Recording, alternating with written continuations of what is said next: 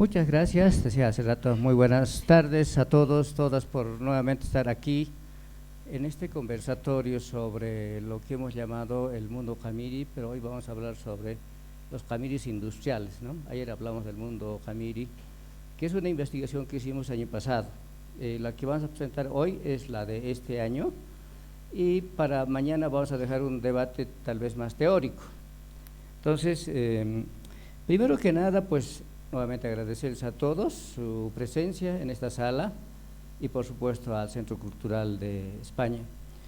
También voy a ceder la palabra a la compañera del curso de taller de investigación social 1 para, pues ellos han sido parte ahora sí de la investigación de campo real, ¿no? Año pasado no estaban ellos, sino otro grupo, otro curso, ¿no? Compañera, y después nuestro auxiliar que nos acompaña también, sí, ella nos ha hecho un acompañamiento muy grande para hacer trabajo de campo, la transcripción y varios otros trabajos técnicos. Compañera, primero.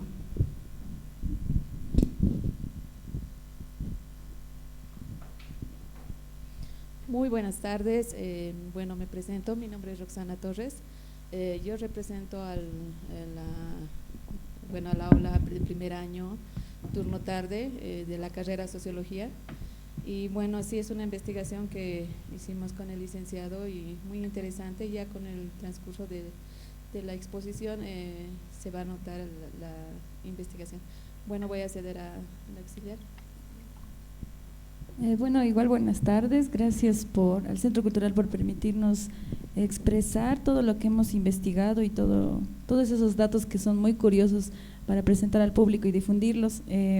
Igual ha sido un placer trabajar con el licenciado y yo creo que van a quedar igual muy expectantes en todo lo que vamos a mostrar.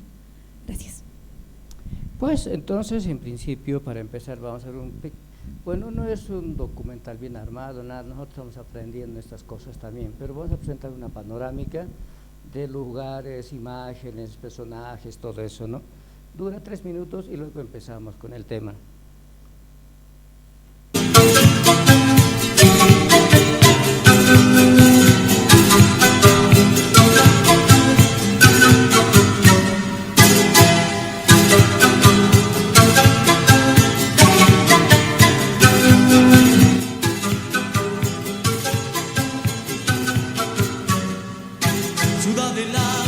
Cielo con cielo, mi corazón vive enamorado de ti.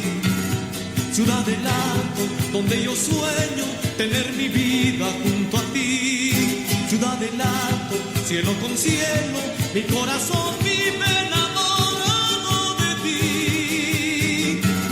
Ciudad del alto, donde yo sueño tener mi vida junto a ti. Yo sé que tú eres mi hogar para vivir y donde hallé ese rincón para soñar. Ciudad del alto, tanto te quiero que es imposible quererte más. Ciudad del alto, tanto te quiero que es imposible quererte más.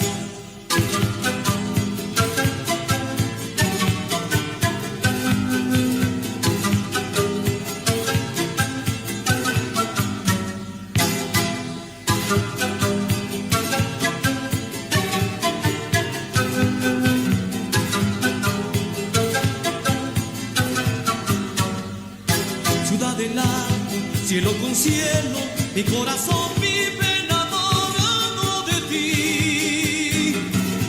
Ciudad del alto, donde yo sueño tener mi vida junto a ti. Ciudad del alto, cielo con cielo, mi corazón vive enamorado de ti. Ciudad del alto, donde yo sueño tener mi vida junto a ti.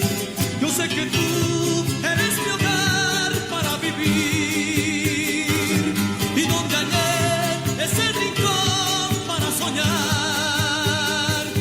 Ciudad del alto, tanto te quiero que es imposible quererte más. Ciudad del alto, tanto te quiero que es imposible quererte más.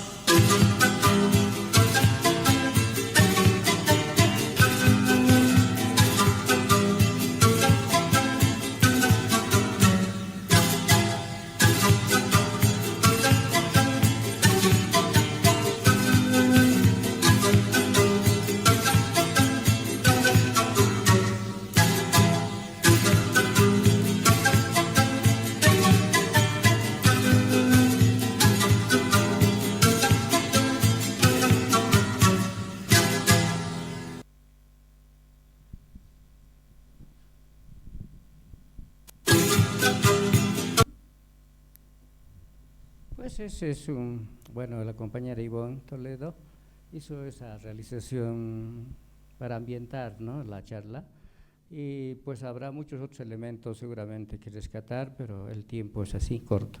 Entonces, hoy vamos a hablar sobre los camiris industriales, sobre la base de que dijimos ayer quiénes son lo que hemos llamado el mundo camiri. Voy a hacer tal vez un poco para los que están presentes ahora, que no estuvieron ayer. Lo que estamos llamando mundo camiri es un grupo social con características particulares, especiales, que de aproximadamente 30 años empezó a emerger muy visiblemente a partir de las construcciones arquitectónicas o la creación de lo que llamamos un nuevo paisaje urbano en el Alto, ¿no? Los chalets, no le queremos llamar cholets porque viene del cholo, ¿no?, sino de chalet, así como están, ¿no?, así como vino en su original. Y bueno, algunos, el debate entre los jóvenes intelectuales aymaras le llaman altusa, la casa de altura con cierta decoración artística, ¿no? Pero bueno, no vamos a discutir por ahora por eso, pero entonces eso es lo que hayamos hablado, es un grupo social con una buena capacidad económica, algunos con una gran capacidad económica, con una gran red de relaciones sociales, de parientes, amigos, compadres, comerciantes acá en Bolivia, en Cobija, en China, en Hong Kong, en Arica. Bueno, es una cantidad de relaciones que ellos han establecido y a partir de eso han empezado a lo que dijimos, una acumulación económica fractal, no una acumulación económica lineal. Bueno, habría una diferencia en términos económicos. La acumulación lineal es dinero, mercancía, dinero más dinero, dinero, ¿no? Entonces vamos a decir que un excedente, que el dinero se convierte en mercancía, ¿no? Y entonces hay una ganancia extraordinaria del dinero, es una, y la otra es mercancía, dinero, mercancía, es una relación de acumulación fractal, que la investigadora argentina Verónica Gago la llamó de ese modo, que es una acumulación lenta pero segura, ¿no? Y que es además una acumulación de carácter corporativo, familiar y, digamos, de relaciones de parentesco, en la que se va, en esa misma razón, digamos, hay una acumulación económica, evidentemente, pero también al mismo tiempo hay una redistribución, aunque sea simbólica, por medio de las fiestas, ¿no? O otro tipo de eventos que son culturales, no siempre van a ser fiestas, sino como la construcción de los chalets, esos que cuestan, bueno, para decir lo que ayer dijimos, ¿no?, entre 2 millones, 1.500.000, $1 millón. Esas construcciones en el Alto tienen ese precio, solamente en construcción. Las casas, o sea, el terreno en la 6 de marzo, la Juan Pablo II, un terreno más o menos de 300 metros cuadrados o 250 está $2 millones, ¿no? Entonces, estamos hablando de un capital económico bastante elevado, porque incluso algunos de ellos pueden ganar al año cerca de $200 millones. Eso teniendo un origen, como dijimos ayer, algunos, hoy vamos a tocar eso, hay estos camiris industriales, casi el 50% de los que nosotros hemos entrevistado y hemos acercado, conversado con ellos, son huérfanos de padre o madre, o ambos. Y la gran pregunta entonces, ¿cómo logran tener tanto capital económico? Y curiosamente, cuando nosotros empezamos esta investigación hace 3 años, la gente tenía una respuesta muy simple, decía, bueno, debe ser por contrabando, que debe ser en cierto modo sí, pero no es eso el fuente de ingreso principal. Debe ser narcotráfico, puede ser, no lo sé, pero no es, digamos, según lo que nosotros hemos encontrado, no, sino hay otro tipo de actividades que sí generan capacidad económica de estos señores. Entonces, eso es una posibilidad importante de ese grupo, ¿no? Digamos, en términos teóricos sería la clase media en relación a las élites bolivianas, pero es una élite en el mundo aymara, en el mundo de la Ciudad del Alto, porque es un grupo que tiene capacidad económica, de esas cantidades es muy poco que puedan tener, ¿no? Y entonces hay un sector obviamente de menores ingresos, ¿no?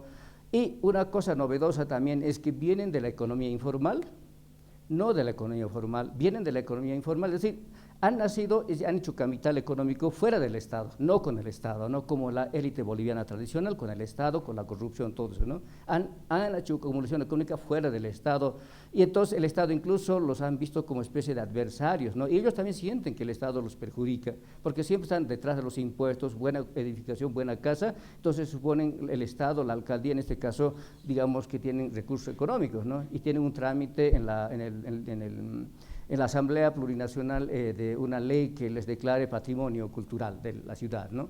Bueno, eso está ahí y así. Entonces, eso dijimos ayer más o menos varios esos elementos, pero hoy no vamos a volver sobre eso, sino este otro grupo de los Jamiris que hemos llamado industriales. ¿Qué estamos diciendo con esto de los Jamiris industriales? Es decir, es un grupo con capacidad económica, ¿verdad?, de acumulación, tanto lineal como fractal, porque combinan los dos, no hay una disociación entre esas dos lógicas de acumulación económica, combinan esos dos niveles, pero en este caso no son los dueños de los chalets o lugares de puestos de feria o de venta de productos en la 16 de julio, 12 de octubre, o en Sencato, o en Kenco, o en Río Seco, sino es gente que transforma la materia prima en producto industrial, ¿no? Y vamos a mostrar varias imágenes de eso. Aquí, para empezar, por ejemplo, estamos en la señora de Conaitex, que es la señora Agné, está ahí el centro, que nos recibió en su salón, en el lugar donde atienden, y todo lo que ahí más o menos se ve atrás son productos producidos en esa industria, poleras, ¿no?, chompas, chamarras y otras cosas que sirven para el mercado nacional y para la exportación al mercado norteamericano. Bueno, eso es un tema largo, pero para decir, entonces, es un grupo social que empezó a meterse en el campo de la transformación de la materia prima en producto industrializable, ¿no?, y la exportación de estos productos al mercado internacional y con mayor énfasis en el mercado nacional, por las obvias razones de que no hay convenio, o sea, no hay tratados internacionales para hacer este tipo de ingresos de mercancía en el mercado norteamericano, por ejemplo, ¿no? Entonces, tienen una gran habilidad de manejarse en el mercado nacional y también, digamos, hasta solaparse con el mercado internacional en los lugares como nichos de mercados en la que van encontrando lugares donde pueden vender su producto, ¿no? Entonces, y bueno, ahora, a ver, vamos a ver, en que nosotros decimos, ¿no?, aproximadamente como 30 años este grupo social llamado Jamiris ha empezado a emerger a partir de las construcciones arquitectónicas, los llamados chalets, primero, ¿no?, los eventos festivos, por supuesto, ¿no?, pero pues se habla bastante del tema industrial en Bolivia, y la Ciudad del Alto, solamente la Ciudad del Alto tiene 30.000 unidades empresariales, ¿no?, que es un número obviamente bastante menor con la ciudad de Santa Cruz, que está por los 90.000 unidades empresariales. Claro, La Paz tiene casi como 27.000 unidades empresariales, ¿no?, más o menos harían como los dos, cerca de 60.000 más o menos, pero solo Santa Cruz tiene 90.000, ¿no? Entonces hay una diferencia de cantidad de empresas entre una y otra, pero nosotros hacemos referencia al Alto porque el Alto tiene esa cantidad de empresas, tenía mucho más, pero han ido bajando, ¿no? Pero eso, o sea, que existan 30.000 unidades empresariales es algo importante, porque dentro de ese universo es que nosotros hemos empezado a, digamos, encontrar estas empresas o estos Jamiris industriales que estamos llamando, ¿no? Entonces, es un grupo importantísimo que hacen trabajos a nivel de textilería, pues industria, pero también aquí está el tema de servicios, ¿no? Servicios, que es el tema de transporte, servicios profesionales. Aquí un caso que hemos tratado es el tema del servicio, la perforación de minas, la de Maldonado, ¿no? Es una perforación de minas que las contratan especialmente las empresas extranjeras, ¿no? Y ellos son los que van a, entonces, como se dice, van a perforar pues 80.000 metros de profundidad sobre el suelo hacia adentro, y tienen sus costos y todo eso es un trabajo especializado con ingenieros, geólogos, todo eso, ¿no?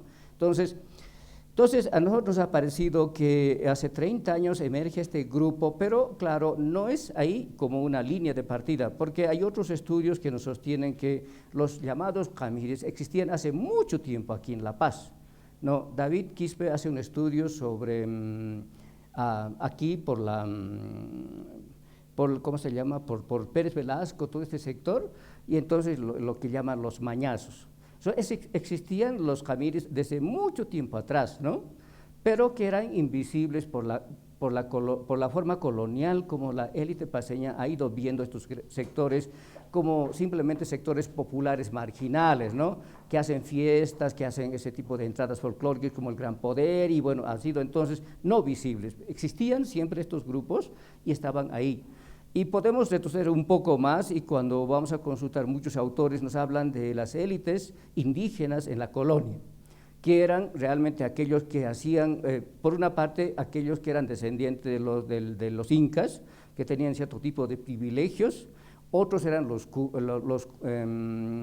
bueno, lo que se llaman curacas, pero digamos los caciques, ¿no?, y comerciantes, y algunos otros que se han incorporado en la economía colonial, ¿no?, que eran de capacidad económica importante, e incluso uno de ellos, bueno, que no era reconocido, pero era Túpac Katari, comerciante con mulas y viajero, igual que Túpac Katari de coca y bayeta, ¿no? En ese punto, por ejemplo, una cosa con estos temas de reflexión, nosotros vemos muchas veces la izquierda ve a Túpac Katari como sumamente pobre, ¿no?, como alguien que no tiene capital económico, como muy pobrecito. Sí, no tenía mucha plata, pero tenía suficiente para moverse a un otro lugar, porque era comerciante, ¿no?, era con bayeta y con coca, por supuesto, y tenía capacidad de moverse por acá, por allá. Seguramente, como dice Bartolina Sisa, que hace su esposo 10 años está en estas cosas, entonces seguramente a sus 20 años se movía por Pacajes, por Aroma, por La Paz, por no sé dónde, otros lugares, vendiendo sus productos, pero a la vez tal vez viviendo ya, porque está su versión de ese tiempo, ¿no? Según Sinclair Thompson, en 1730, 35, 40, los primeros levantamientos indígenas en Pacajes, en Chulumani, en Ambaná, es una efervescencia muy importante hasta 1771, que es en Caquiavire, que es la explosión más importante, hasta llegar a 1780, 81.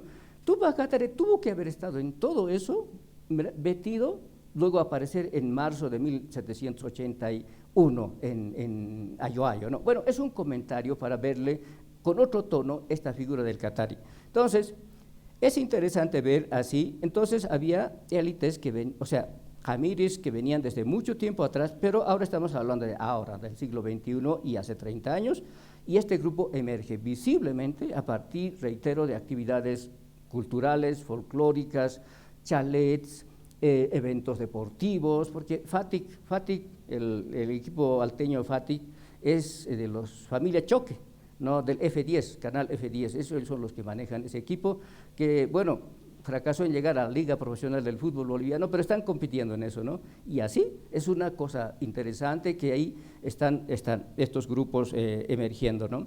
Entonces, ahora, decía servicio, porque nosotros hemos visto dos grupos, industriales propiamente, como le dije, y la de servicios. Y lo de servicios es un grupo que no transforma la materia prima en producto industrial, sino, como dice su nombre, servicios, ¿no? Y entonces, una de ellas es la empresa familiar Maldonados, que genera aproximadamente como $200 millones al año. Tiene actividad de perforación de minas, ganadería en Santa Cruz, tiene hotel en calle 21 Calacoto, tiene sus oficinas en el Alto, bueno, tiene una cantidad y un aproximado de 500 trabajadores, por supuesto, ¿no? Y todo eso es formal, no es informal esta empresa de servicio, ¿no? Entonces, por ejemplo, es una cosa importante hablar de ellos, y ellos es que vienen, como hace rato decía, es el señor Maldonado el que viene de ser un minero, dirigente minero. Se escapó la dictadura de Banzer a Chile, luego retornó por Perú, luego hizo esa misma actividad en Corocoro y conexión con los extranjeros, y por allí pudo aprender. Era perforista de minas como Patiño, ¿no? Y así eran sus contratos, y ahí lo tenía capital económico. Una de esas, pero sin embargo, logró hacerlo de un modo exitosamente y logró acumular un buen capital económico, invirtió todo eso en maquinarias de perforación. Y es allí, entonces, empieza toda la carrera, que lo que les hablo ahora, ¿no? Entonces, es una actividad de servicio. Ahora, aquí están las industrias que nosotros nos hemos acercado, ¿no? Crucero de los Andes hemos llamado industria cultural, y lo es, ¿no? Vamos a ver en la imagen, es industria cultural. Es decir, es algo como el argentino Néstor Canclini nos llama, como la industria cultural, comunicacional o imagen produce, ¿verdad?, ciertos elementos que constituyen lo que se llamaría, digamos, sistemas de comunicación. Pero esto no es un sistema de comunicación, sino básicamente es cómo han ido diseñando, haciendo pintura, no sopleteado ni serigrafía, sino pintura de formas tihuanacotas súper especiales. En este caso se llama Crucero de los Andes. El primer piso es para área financiera, bancos, ¿no? Segundo piso es local, tercer piso es para actividades culturales, luego más arriba para hospedajes, comida, música, bueno, y arriba es el barco, vamos a ver, ¿no? Y eso está mirado hacia ¿cómo se llama?, el Océano Pacífico, toda la ciudad. Es una cosa artísticamente súper novedosa, ¿no? Entonces le hemos llamado industria cultural. Conaitex, la señora Acne, que es textil, básicamente textil, y una cantidad de trabajadores, y tienen una división del trabajo técnico y división social del trabajo al interior de ella, porque hay todos diseñadores, aquellos que van a hacer la obra fina, los que van a hacer mercado, todo un conjunto de división del trabajo al interior de esa industria. Bueno, para hacer una conexión, los lugares están ahí, pero aquí lo que nos llamó la atención, por ejemplo, el Crucero de los Andes es una familia normal. El día, bueno, la imagen que vieron, ahí está su papá chayando junto con él, ¿no? Esos son sus padres. Y la Conaitec, la señora Agne, es huérfana. Lo dejaron a ella de muy niña en el campo con sus abuelos, y ahí creció, y tuvo una empresa, la quebró, tuvo la segunda, la quebró, y esta es la tercera que tiene, y dice, bueno, ella, vean, yo soy chaparrita, alteña, aymara, si quieren, todo lo que ustedes gusten, pero yo no me rindo, y he hecho esto y acá, y disfruto con lo que tengo, y eso es lo que tengo, ¿no?, como vida, y tiene un hijo. Entonces, huérfana. Después de la cooperativa El Ceibo, esto es una cooperativa en términos formales, eso es interesante, es decir, van a haber formas de cubrirse la forma de formalidad, es cooperativa, ¿no? Es decir, un conjunto de socios, y cooperativas de base en Alto Beni fundamentalmente, pero también en Cochabamba, en Chapari, en Santa Cruz, de producción de cacao ecológico, ¿no?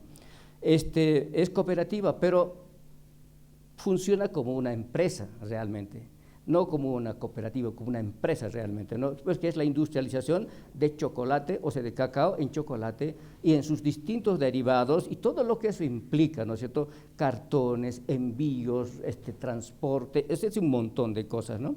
Entonces,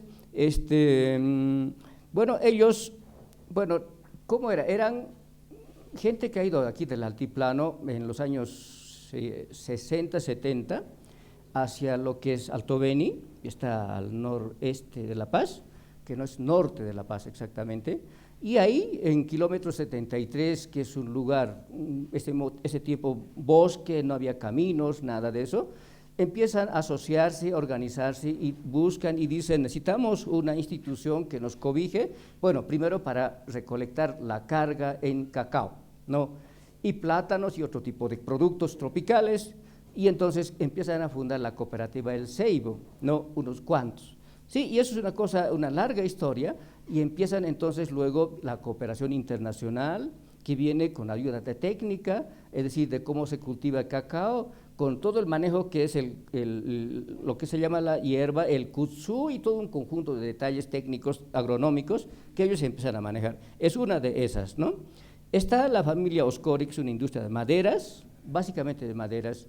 El señor, bueno, fue taxista, fracasó con el manejo de taxi, luego empezó otra actividad también como que fracasó, no le ha ido bien, y luego empezó a meterse en la carpintería. Y de ahí descubrió que en la carpintería logró tener ventas en Cochabamba, aquí en La Paz, especialmente aquí en La Hollada, luego el Alto, 16 de julio, luego empezó a comprar toda la maquinaria de producción de muebles de calidad, para exportaciones y para el mercado nacional. Él es, por ejemplo, que empezó con $3,000, así las entrevistas que hicimos, ¿no? Y bueno, ¿cuánto tienes ahora? Más o menos $1.500.000. Bueno, entonces es una acumulación pues importantísimo. Ayer un amigo, bueno, acá está, ¿no? Nos decía, bueno, no están haciendo una especie de, ¿cómo se llamaría? Digamos, el lado tremendamente positivo y todo eso, ¿no? Pero detrás de eso hay todo un conjunto de sacrificios, digamos, impensables, ¿no? Gente que es de capacidad de decisión de hacer estas cosas de empresa y lograron, ¿no? Y con todo eso, entonces ahí está el hecho de que de una pequeña capital económico lograr tener a $1.500.000, a nosotros nos parece extraordinariamente ejemplar, ¿no? No cualquiera lo puede lograr así, ¿no? Que el Estado no te da empleo, tú te generas el autoempleo y tienes ese capital económico y además dicen nosotros, el Estado no nos da nada, pero nosotros al Estado le ayudamos porque generamos empleo para la gente, el alteño o que no lo sea, ¿verdad? Y entonces hay un posicionamiento en eso importante. El señor Oscori tiene una formación indianista, es lingüista, es de la universidad, pero que no le ha ido tan bien en esos campos profesionales y se ha metido en el campo de la producción de madera y allí se le ha ido muy bien. Y entonces tiene ese capital económico allá en Puente Vela, es a la altura del camino hacia el sur. Es decir, hay historias sumamente interesantes de autoempleo, pero aquí hay cosas que puedo adelantar por lo que voy a decir más adelante. Es decir, hay una manera de asumir un compromiso con la vida, la familia y la sociedad, de que si algo es posible y que te da un resultado, aunque sea chiquitito, como una especie de una rendija, si la logras, ellos la persiguen y la van a, digamos, autoafirmarse en la decisión hasta luego convertir esa pequeña capital económico en un buen o un gran capital económico. Es decir, hay convicción de hacer la cosa, ¿no? Y eso no es porque, eso es una convicción en el sentido de que si quieres tener lo que piensas y proyectas, pues tienes que entonces andarte a las 4 de la mañana, estar en actividad a las 5, ¿no? Y estar saliendo del mercado o de la tienda o de la fábrica a las 10, 11 de la noche, ¿verdad? Esa es la inversión de tiempo y energía en tanto incluso se es joven, ¿no? Y así, entonces sí se puede generar, o se han podido generar este tipo de capital económico. Entonces, él con la visión indianista, que es una visión crítica al Estado boliviano por considerarla como un Estado extranjero, entonces lo ve, el Estado no nos quiere porque nos ve como algo peligroso, como algo que nos tiene que sacar impuestos todo el tiempo, cuando somos nosotros los que hemos generado nuestro propio empleo, nuestra propia empresa y lo tenemos acá. Y, ¿verdad? Y el Estado no nos da absolutamente nada, ¿no? Entonces, al principio decía, es un grupo social, Camiri, industrial o mundo Camiri en general, que no nació con el Estado, como la élite boliviana tradicional, por la vía de la corrupción, los cargos públicos altos y todas esas cosas, ¿no? Y todo. Ellos no vienen de fuera del Estado, de sacrificio propio, de una gran inversión de tiempo, de energías familiares.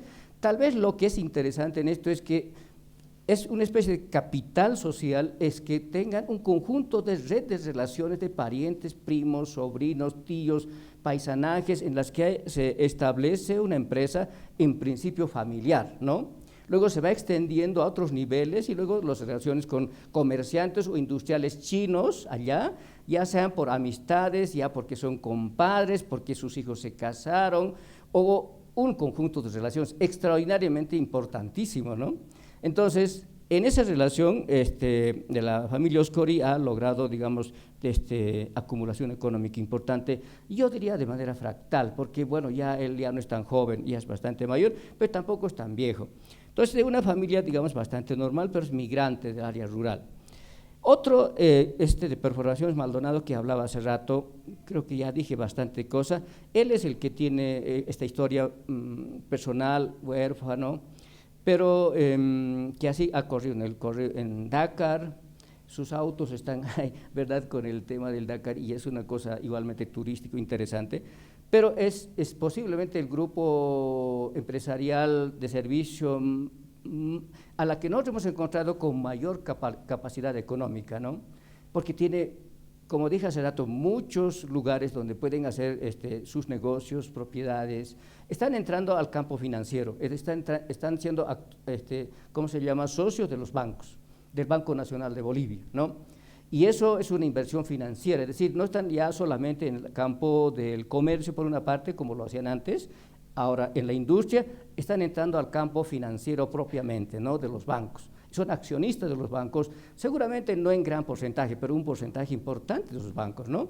Entonces, si ustedes conocen y han leído el libro de Fernando Molina sobre la gerencia aquí en Bolivia, la alta gerencia, ese libro se llama, el Banco Mercantil, Banco Nacional de Bolivia, Banco Ganadero, todos, ¿no? Las familias que ocupan los bancos, ¿no? Allí no aparece, por ejemplo, estas familias, apellidos Maldonados y otros, pero seguramente en algún otro momento aparecerá porque son accionistas, es decir, estos están entrando al campo del mercado especulativo financiero por una parte y en el campo del negocio inmobiliario, es decir, construcción de casas, la venta de casas en piso, segundo piso, en propiedades verticales y así van generando mayor capacidad económica. El otro es MSB, este realmente es el típico ejemplo, yo digo. O sea, no hemos encontrado una gran empresa. La pareja muy joven, Caruani Acarapi, muy joven, dos hijos creo que tiene, pequeñitos, formado en el área técnica, una casa pequeña y tiene unos cuantos equipos. Y bueno, pues entonces han empezado a emprender una actividad. Lo que nosotros pensamos que las que hemos visitado, las otras ya grandes, consolidadas, en el tiempo antiguo, habría sido como esta, ¿no? Pequeña, familiar, de inicio, con cosas rudimentarias incluso, ¿verdad?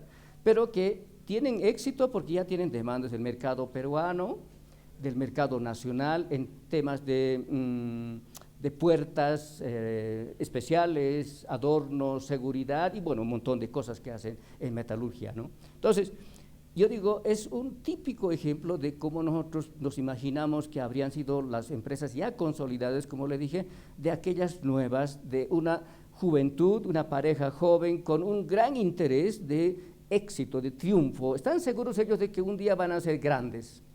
Es impresionante verlos así, o sea, ellos dicen, nosotros un día vamos a ser empresarios grandes y estamos seguros porque tenemos las capacidades, la convicción y lo que tenemos esto, lo que no teníamos nada, ahora es lo que tenemos, ya es importante, de lo que somos muy jóvenes, ¿no? Entonces sueña en algo muy grande y eso muy pocas veces se ve porque finalmente eso autocríticamente, incluso en la universidad muchas veces nosotros enseñamos a ser empleados públicos, ¿sí? Y bueno, nada más. Pero ellos dicen, pues no necesitamos solo eso, sino que nos inculquen a ser visionarios, a emprender, a hacer nuestro asunto y entonces jugar en el riesgo, en el mundo del emprendimiento, ¿no? Y bueno, y así entonces no solo podemos vivir de esto, del empleo que podemos tener en la universidad, sino podemos tener un autoempleo y además emprender una y otra, ¿no? Y es allí entonces que pueden encontrar algunos nichos de éxito y eso lo comento así con mucha particularidad, porque así como se los ve, ¿verdad? Es una energía inagotable, ¿no? Capacidad de movimiento, capacidad de redes y toda esa cosa, ¿no? Y además de seguir aprendiendo. Y Creotex es una pequeña empresa también, bueno, ya no tan pequeña, de prótesis, ¿no? Que es una cosa nueva, que seguramente muchos no pueden entender, pero prótesis para manos. Mucha gente, como decía el dueño, la gente hoy pierde fácilmente dedos y cosas así, entonces estos prótesis sirven para reemplazar y tienen una demanda en el mercado nacional, en el mercado extranjero, en el mercado peruano y cuanto, ¿no? Y han empezado a ganar un premio de $50,000 y un capital de inicio y así van acumulando más y más, ¿no? Pero es un acto, digamos, un área más tecnológica, ¿no? Porque es un campo de diseño, es decir, si alguien pierde un dedo, una mano, qué sé yo, entonces van a diseñar a precios más o menos módicos para que entonces la gente la pueda, digamos, adquirirla, ¿no? Bueno, lo nombro como algunos de esas, o sea, los que nosotros hemos visitado, ¿no? Ahora, es importante comprender, describir este mundo industrial. ¿Cómo está surgiendo? ¿Qué elementos tienen? ¿Qué detalles que podemos nosotros leer en los emprendimientos que ellos tienen? Porque hay pocos estudios sobre lo que llamamos camires industriales. Hay los camires de Oruro de Ricardo Yank, los camires Aymar de Oruro, ¿no? Es un libro primigenio sobre este tema, ¿no? Pero hay otros más de carácter periodístico. Pero los que hacen industria, los que se han metido al riesgo de hacer industria, invertir capital económico y todo eso en maquinaria, tecnología y trabajadores, nos parece importante. ¿Y cómo se logra eso, no? ¿Cuál es el éxito de estos señores de haber logrado empresas importantes familiarmente, ¿no? Y entonces nuestro objetivo ha sido, por supuesto, conocer, comprender, describir mediante mecanismos como, por ejemplo, la entrevista, la observación, el recojo de periódicos, las fotos, la conversación informal con ellos, visitarles, hablar con ellos, todo eso, ¿no? Y en algún caso, pues hay cosas que son preguntas, pues hay, o sea, una franqueza, ¿no? Es muy difícil decir cuánto de capital más o menos tendrás, es muy difícil, pero nosotros hemos podido hacerlo y nos han respondido con la franqueza de las primeras, ¿no? Esto puede ser y esto, ¿no? Y así, porque preguntar asunto económico es muy difícil, ¿no? Nadie te lo va a decir cuánto tienes o cómo lo hiciste eso, ¿no? Y bueno, ellos te lo cuentan porque la confianza posiblemente que nosotros los tengan, porque somos bien parecidos a ellos como nosotros, ¿no? No somos altos, ojos rubios, qué sé yo, ¿no? Ojos verdes, nada, bien parecidos a ellos. Entonces también hablamos en ese tono y entonces como que ellos toman confianza con nosotros y nos cuentan y nos dicen esto, ¿no? En algún momento nos puede decir, bueno, hay cosas que no los puedes decir, bueno, en algunos momentos no. Entonces, conocer ese mundo industrial, describirlas, analizarlas, ver los valores étnicos, ¿verdad? Y su relación con el Estado también es una cosa importante para nosotros, ¿verdad? Y además, que no hemos podido lograr, y esto es una cosa que hay que trabajar. Por ejemplo, ¿cuál es la relación entre el propietario y los trabajadores? ¿Qué relación hay? Porque hay, por ejemplo, en una de las empresas que no voy a decir ahora, hay lo que se llama la maquila. La maquila es una forma de explotación, digamos, a destajo, por grupos familiares, por productos, por cantidad de entrega, ¿verdad? Y que eso van haciéndose un trabajo intensivo, lo que llamarían la superexplotación del trabajo, ¿no? Eso existe y eso es una parte de la generación de la plusvalía como excedente, como ganancia de estas empresas, y allí habría que meterse con mayor rigor, es decir, cómo es la relación esa, ¿no? Entonces, pero ese es el tema que no hemos entrado con detalle, pero sí tenemos unas ideas de cómo puede estar funcionando este mundo, ¿no? Pero también hay otro tipo de lógicas que ayer comenté. Bien, eso es lo que nosotros vemos. Nada, yo creo que sobre esto es lo que hemos hecho, lo que dije hace rato, observación, entrevistas, registro documental, fotográfico, conversación informal, medios de comunicación que algunas veces los entrevistan y entonces visitarlos en sus fábricas. Hemos visitado sus fábricas, hemos ido arriba, abajo, allá, pues todo esto, ¿no? Que ahí se ve claramente de cómo está organizada toda la fábrica y eso, ¿no? Entonces, a partir de eso, ahora, por ejemplo, nos faltaría aplicar el método cuantitativo de cuantificar ciertos tipos de elementos que pueden ser necesarios. Pero vamos a ver, estamos en proceso. Ahora, algunos hallazgos en el mundo industrial. Hay una variabilidad y tipos de industria en el Alto. Realmente es impresionante la cantidad de tipos de industrias que existen en el Alto, ¿no? De las que nosotros hemos accedido son algunas de ellas, no todas, ¿no? Porque es mucho. Pero es en esa variabilidad, entonces hay, bueno, los que son ladrilleros, los que hacen textiles, los que transforman el cacao el cacao pepa, ¿no? En chocolate, cacao ecológico, que la exportan a Alemania, a Suiza y al mercado nacional. Y por supuesto, claro, tiene más precio porque la calidad es ecológica, ¿no? Y por supuesto, el otro día supe que ha hecho un negocio con un empresario importantísimo de Europa, el Seibo, estamos hablando de eso, ¿verdad? Entonces, hay una capacidad productiva impresionante. Voy a, por ejemplo, adelantar, a ver si… Por ejemplo, aquí está el ingeniero que nos contó de ese caso del Seibo, ¿no? Caso Seibo de producción de industrias de chocolate ecológico. Y él dice aquí, lo voy a leer por dar un ejemplo, porque las otras no los voy a leer. Dice, bueno, en sus épocas de inicios el Seibo, y por la historia que cuenta, procesábamos 1 quintal al día de cacao, 1 quintal.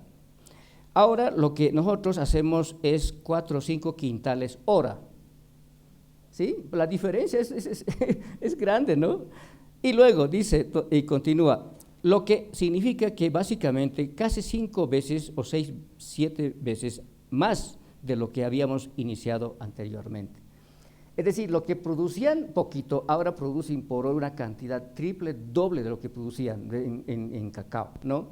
Pero tiene una historia particular, y esto es una cosa así, se nos los dijo. Lo que hicieron es que comprar máquinas viejas de Estados Unidos, eso que los norteamericanos ya desecharon, ¿no? Que no les parecía útil, pero que lo han comprado acá, un precio módico, sí.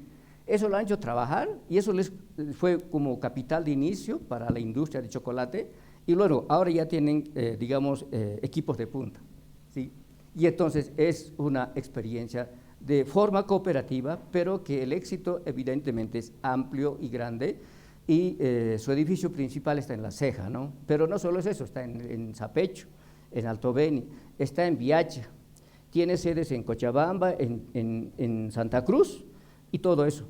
Claro, su forma de funcionamiento es interesante en la forma cooperativa, pero es una empresa, pero en su forma cooperativa, ¿cómo? Porque son una cantidad de, no sé cuánto, no me acuerdo cuántos socios, que son productores de base de cacao ecológico en la región tropical, ¿no? Allá.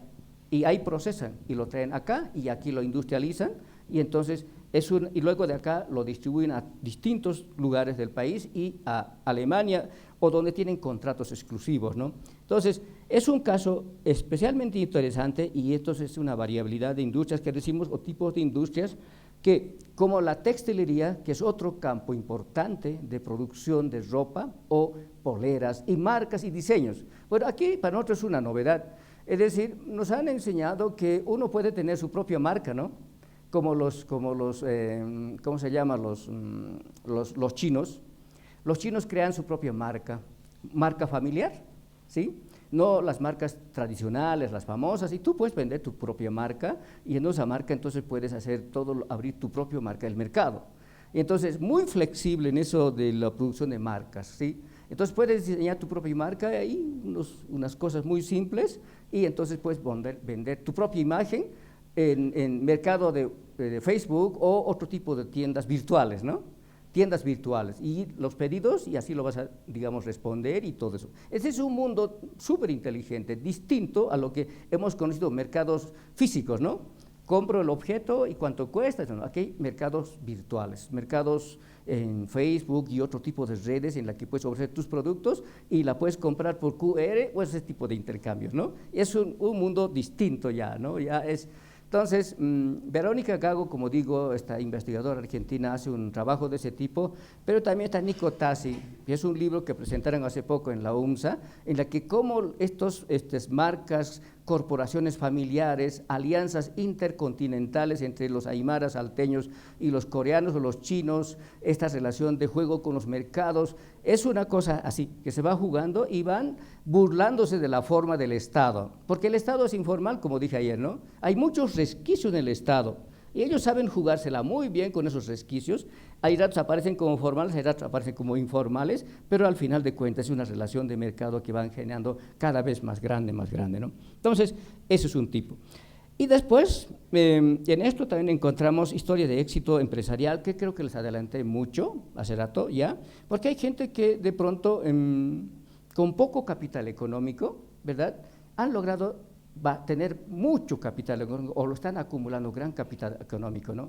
Están entrando, como les dije, área financiera, área industrial, ahora, bueno, domina el área comercial. Yo creo que el área comercial es el campo más conocido, es decir, mercado transnacional, o sea, negocio transnacional, negocio nacional, interdepartamental, esos son los que están en Cobija, en Tarija, en sur de Bolivia, todo eso aquí en Santa Cruz, en el Alto, en Uyustos, todo eso, ¿no? Pero han empezado a entrar en otro tipo de actividades que tienen que ver con el área financiera y el área industrial, convenios con empresas chinas y otro tipo de empresas para que tengan allá producción o aquí, y entonces abaraten costos, todo un juego, ¿no?, de cómo sacar un excedente que sea favorable a ellos, ¿no? Y bueno, el mercado y parientes, la relación de parientes es una cosa tremendamente importante. Decimos ayer capital social. tener red de relaciones y parentesco, paisanaje o padrinazgos es un capital que realmente les garantiza la posibilidad de vender su producto aquí, como en el Alto, como en Cobija, como en Tupiza, o traer productos de Shanghái o del puerto de Arica o todo esta que es la frontera con Chile y con Brasil. Es decir, es una red de relaciones de parientes, amigos, clientes que van tejiéndose de uno por aquí, por allá, por todo lado, ¿verdad? Es la garantía única de que puedes hacer negocio exitosamente. De otro modo no lo podías hacer, ¿no? Ellos la juegan muy bien, la invierten en esa red. La invierten porque tienen que alimentar esa red muy bien, con buen trato, muchas veces alojamiento, hospedaje, hay ratos fiesta, ¿no? Invitaciones, gran poder, y ahí todo un conjunto de capital social. Ese es el gran mérito de estos grupos, es decir, son emprendedores o comerciantes o industriales no solitos, no tipo empresarios weberianos o de Max Weber, ¿no? El alemán, que es el sociólogo famoso sobre el origen del capitalismo explicada por él, sino que aquí haces comercio o industria en grupos y redes y relaciones, y ahí está el éxito de la garantía de cómo puedes hacer el comercio, ¿no? Y puedes moverte acá, como puedes moverte allá, puedes moverte acá y en todos lados, ¿no? Eso es importante, mercados y parientes, ¿no? El mercado es una relación evidentemente bastante conflictiva, competitiva, abierta, hay datos también pequeña, porque hay mercados que se cierran, mercados que se abren, ¿verdad? Y saberle jugar en esas relaciones es importante, ¿verdad? Entonces, ese juego con el mercado es un juego especial, importante, ¿no? Ahora, ya hablé del CEIBO, puedo hablar del CONAITEX. Creo que no puedo leer mucho esto, pero les dije algo hace rato, ¿no? Es una señora, bastante joven todavía, que tiene la capacidad, digamos, de hacer industria, pero una cosa que también es en relación de género. Dice, hay ratos mis obreros no me hacen caso, entonces me pinto de choca, gringo, ¿no? O gringa, así, para que vean que yo les... Así, vistiéndome, pues me van a hacer caso mis obreros, ¿no? Porque así como me ven, chaparrita, morenita, qué sé yo, parece que mis obreros no me hacen caso, ¿no? Y hago eso, juego, entonces sí, se ponen, ¿no? Les gusta que los gringos le manden, bueno, lo dice así. Entonces, es un tipo de manejo de personalidad de ellos para cómo relacionarse, en algún caso cuando se requiere, en otros casos, digamos, es mucho más flexible, ¿verdad? Y es un juego de relaciones con sus trabajadores, ¿no? Entonces, nosotros vemos que es una industria con perspectivas sumamente interesantes, porque lo que están ellos viendo es, a ver, ¿qué diseños nosotros podemos generar y ofertar en términos de producto textil, ¿no? ¿Qué es lo que no está existiendo en el mercado? Aquello que existe está copado, mejor ahí no nos metamos, ¿no? Sino otra imagen, otra forma, y allí vamos a competir nosotros, es una especie de nicho, ¿no? Y entonces en ese nicho nos vamos a jugar y la gana, ¿sí? Y eso es una cosa importantísima y es, a ver, yo pensé el otro día hablando de la señora Agné con otra persona y hablaba de Marcelo Claure, ¿no? El presidente de Bolívar, que no era rico, ¿no? ¿O ustedes sabían que era rico antes? No lo era, pero hoy es uno de los millonarios que se mueve en el mercado internacional norteamericano, chino, japonés, brasileño y todo eso. ¿Cómo lo hizo? Creo que hay una historia por allí que descubrir, ¿no? Entonces, ellos más o menos están haciendo algo parecido, es decir, están creando formas de nichos en el mercado norteamericano, relaciones en esos mundos de relaciones, pero con cosas novedosas propias, productos que no existan allá. Y eso crean marcas, y entonces pueden, a partir de, por ejemplo, el mercado norteamericano, ¿qué es lo que hace Claure? Es, a partir de eso, ¿verdad?, mercado norteamericano es muy poderoso, a partir de eso distribuir su producto, su imagen en el mercado mundial. Ese es el éxito del Claure. Y entonces acá, allá, ¿no? Distribuir otro tipo de productos, obviamente, ¿no? Entonces lo que ellos piensan es algo parecido o muy similar, crear un producto nuevo, diseño propio de acá, incluso con cosas que pueda ser muy propio de este mundo, y entonces en el nicho de esos mercados la ganan, se meten, y entonces si se posicionan bien, lo que van a hacer es distribuir a partir del mercado norteamericano al resto del mundo su producto y les va a faltar producción. Entonces tienen que incrementar ahora más industria, más obreros, ¿no?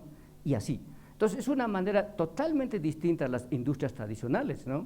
De que eran la forma fordista, de alguna forma, digamos, como los norteamericanos propiamente, o los ingleses o los alemanes, era un producto en masa, ¿no? Bueno, si quieres 20.000, te vendo los 20.000, no más, no menos, ¿no? Pero los chinos y los coreanos y otros dicen, bueno, ¿cuánto dinero tienes? Me alcanza para 10, entonces te doy para 10 y te lo fabrico para 10, entonces compra para 10. Se asocian entre ellos, pueden traer los 50, ¿no? Un container y así. Pero entonces han roto con toda esa lógica de producción en masa. Entonces los norteamericanos y los chinos mismos han empezado a competir en el mercado a la industria norteamericana justamente por esta razón, es decir, una diversificación. ¿Cuánto tienes? Te lo hago tanto producto. ¿Qué tipo de modelo quieres? Así te lo hago, ¿no? ¿En qué tipo cultural quieres? Así te lo hago. Entonces los chinos vienen aquí a Uyustus, aquí a La Ceja, 16 de julio, a estudiar la cultura andina, aymara, urbana y rural también, para verlos cómo son los gustos, ¿no? Y van allá con todo eso y fabrican ese tipo de productos y luego llegan aquí y entonces la gente compra, ¿sí? Entonces son cosas sumamente novedosas que están moviendo y estos hacen eso. O muchos de ellos están pretendiendo hacer eso. En el caso del señor Agnet nos ha dicho, yo lo que quiero es hacer de este modo allá. Yo al principio no entendía cómo está diciendo eso, porque no lo entendía, no le captaba bien la idea, pero cuando me hablaron de Claure y leí de su historia un poco, entonces entendí cómo Claure, siendo no un millonario en su principio, ahora lo es. ¿Y cómo lo hizo? Es a partir de unos nichos, producción, redes, contactos empresariales y distribuyen su producto en una cantidad de redes y es así como puede vender entonces, en todo el mercado global. ¿Sí? Entonces no solamente un mercado solo, sino tantos otros mercados que aparecen y venden allí. Esa es la perspectiva que, por ejemplo, la señora Agnet tiene y tiene una oficina allá en Estados Unidos y bueno, todo eso que está por demás decir, ¿no? Y después, ahora, el éxito de las empresas o las personas que, ¿no? En este caso ya creo que también algo dije, pero tal vez es interesante un poco resaltar de la familia Maldonado, es 2 hermanos solamente, 10 nietos, la calidad del padre. Bueno, tal vez muchos de ustedes han estudiado la historia de Simón Iturbe Patiño, ¿no? Cómo logró eso y todo, las minas y todo, ¿no? Aquí hay algo parecido de un padre emprendedor, sumamente arriesgado, con una convicción sumamente alta, capacidad de conquistar cierto tipo de escenarios y hechos, y lo logra. Y claro, los 2 hijos, que digamos que no son Antenor Patiño, no son otros, digamos de un origen más aymara, ¿no? ¿Verdad? Entonces ellos han seguido el ritmo del padre. Entonces han empezado eso, de la ganadería, de los hoteles, de los bancos, de la textilería y la perforación de minas. Han intentado ingresar ¿cómo se llama? A realmente ser mineros, pero dicen que no les ha ido muy bien y ya, ¿no? Entonces, hay una manera que ellos cuentan, ¿no? Don Carlos, su hijo, uno de sus hijos, dice, nosotros vivíamos en el sector popular, ahí en el Alto, el sector de Sencata. Mi papá era así, de las minas, por supuesto, que ahí tenía sus ingresos, pero mi mamá era uno que tenía su tiendita. Y nosotros los chicos hacíamos que ayudar los domingos a vender cerveza y ayudar a la mamá a vender cerveza, y en ese mundo han crecido ellos, ¿no? Y luego han estudiado en la universidad y se han hecho profesionales y han asumido la responsabilidad de la conducción de la empresa, lo que tienen ahora, ¿no? Es decir, no han perdido ese vínculo de papá muy emprendedor, muy arriesgado y capacidad inteligente de hacer empresa. Los hijos han continuado y parece que el nieto continúa, porque el nieto es un ingeniero, no sé dónde estudió, en Suiza, Alemania o Inglaterra, no sé dónde, algún lugar, ¿no? Ya es el nieto, ¿no? Es parte de la staff de profesionales de la empresa, está ahí, ¿no? Entonces, parece que tiene la misma cualidad de hacer más cosas, ¿no? Y eso es importante porque es una manera de una lógica que yo digo del mundo aymara que viene así, de una, de otra y otra, ¿no? Y hemos conocido nosotros también, ayer comenté algo de eso en sociología, un joven que es hijo de un jamire rural, capacidad de manejo de empresa o de negocios importante, ¿no? Y estudia sociología, ¿por qué? Porque la sociología es un campo que puede dar posibilidad de éxito, porque la sociedad hay que conocerlas, ¿no? De cómo hacerlo. Pero ellos están en la perspectiva siguiente, él también, ¿no? Los hijos, de que sus empresas no se queden allí, sino que adquieran más calidad, más capacidad, ¿no? Mayor alcance al mercado, ¿no? Mayor ingresos económicos, mayor tecnología, ¿no es cierto? O sea, cualificar la producción empresarial para entonces garantizar, obviamente, no solamente la reproducción de la empresa, sino ampliar esa producción, ¿no? Claro, y entonces, en algún momento, hablando con don Carlos, a ver, ¿cómo vamos a ver este asunto? Ustedes son un grupo social emergente con piel morena, que es muy distinto a los Calvo, qué sé yo, a Marinkovic en Santa Cruz, ¿no? ¿Cómo les va? ¿Cómo es la relación? No, no tengo ningún problema, es mercado, negocio es negocio. Ahí nos movemos, ¿listo? Pero nosotros siempre vamos a ser más o menos lo que somos, ¿no? Porque eso es lo que somos, no podemos dejar de serlo. Tal vez nuestros hijos sean otro, ¿no? Pero nosotros hemos nacido en este mundo y estamos allí, ¿no? Bastante cómodos y bien ubicados, ¿no? Entonces, lo que ayer dije también, Nico Tassi dice sobre los comerciantes aymaras o alteños y paseños, de que estos señores tienen una capacidad visionaria importante de acumulación económica, pero en términos culturales, en cierto modo o en gran sentido, siguen siendo nomás lo que son, ¿no? Es decir, como ayer dije, si van a servirse moconchinchi, pues ahí está, ¿no? No hay ningún problema. Una sopita de fideo lo van a encontrar en alguna esquina, ahí está, ¿no? En momentos festivos sí son hombres y mujeres casi vestidos de oro. Esa es la diferencia, ¿no? Ahí la llamamos distinción social, elegancia si quieren, ¿no? Una cosa particular. Pero en otros momentos son nomás pues una chompita, una chamarra. El señor Maldonado, a mí una vez, la primera vez que yo lo conocí, me llamó la atención por su historia, me dijo, si alguna vez va a ser, digamos, va a tener un poco de dinero, pues tienes que andar con ropa vieja, no andarte como así, como muy exponiéndote, ¿no? Porque es peligroso, la gente mira eso. Tienes que andarte muy normal, como gente pobre, nadie se va a dar cuenta que tienes plata, y así es más seguro que andes por las calles o por donde viajes, ¿no? Y pues así, entonces él pone en práctica eso, ¿no? Pues pueden verle como si fuera el barrendero de su hotel, ¿no? Es un señor que está caminando por ahí, ¿quién va a decir que es el dueño del hotel? Nadie, nada más que, y quien le conoce obviamente, sí, quién es, ¿no? Pero está andando ahí, sí, está subiendo por ahí. Entonces, es una manera distinta de comportarse en el mercado, las relaciones, el capital económico, el mercado, todas esas cosas, ¿no? Pero como digo, en momentos festivos y otro tipo de eventos sociales como los matrimonios, sí, todo lo que tienen disponen, casa, capital económico, redes de relaciones, regalos, dinero, todo eso, ¿no? Bien, entonces ahí hay algunos elementos. Para ir culminando y después como ayer el diálogo, y les voy a ceder también la palabra a los compañeros para que comenten, porque ellos han hecho el trabajo de campo junto con nosotros. A ver, algunas cosas que nos parece importante. Aquí una imagen que es básicamente de la que he hablado de la perforación de minas, es la perforación de minas Maldonado. Bueno, aquí está, bueno, la foto no sale bien, pero aquí, a ver, tal vez si me ayuda a mí es el hermano mayor, el hermano menor, aquí no está él. No apareció, ¿no? El sobrino o el nieto. Está por ahí, pero no sé dónde. Pero no está aquí en esta foto. Son ellos. Y entonces todo esto ahí atrás es sus equipos. Y esos cuestan, no sé cuánto dijo, bueno, no me acuerdo ahorita, pero tienen unos precios sumamente elevados, son tractores, palas, no sé cuántas cosas, ¿no? Perforación, ¿no? Esos equipos o esas cosas que son fierros para perforar, qué profundidades, y tienen un precio sumamente altos, ¿no? Entonces tienen su propio taller para reparar los equipos, o si incluso fabricar tuercas, que seguramente se le puede romper o fallar en el mercado, y ellos la pueden hacer ahí, ¿no? Tienen su propio taller. Entonces, una cosa como de sumamente completo, ¿no? Entonces, a ver,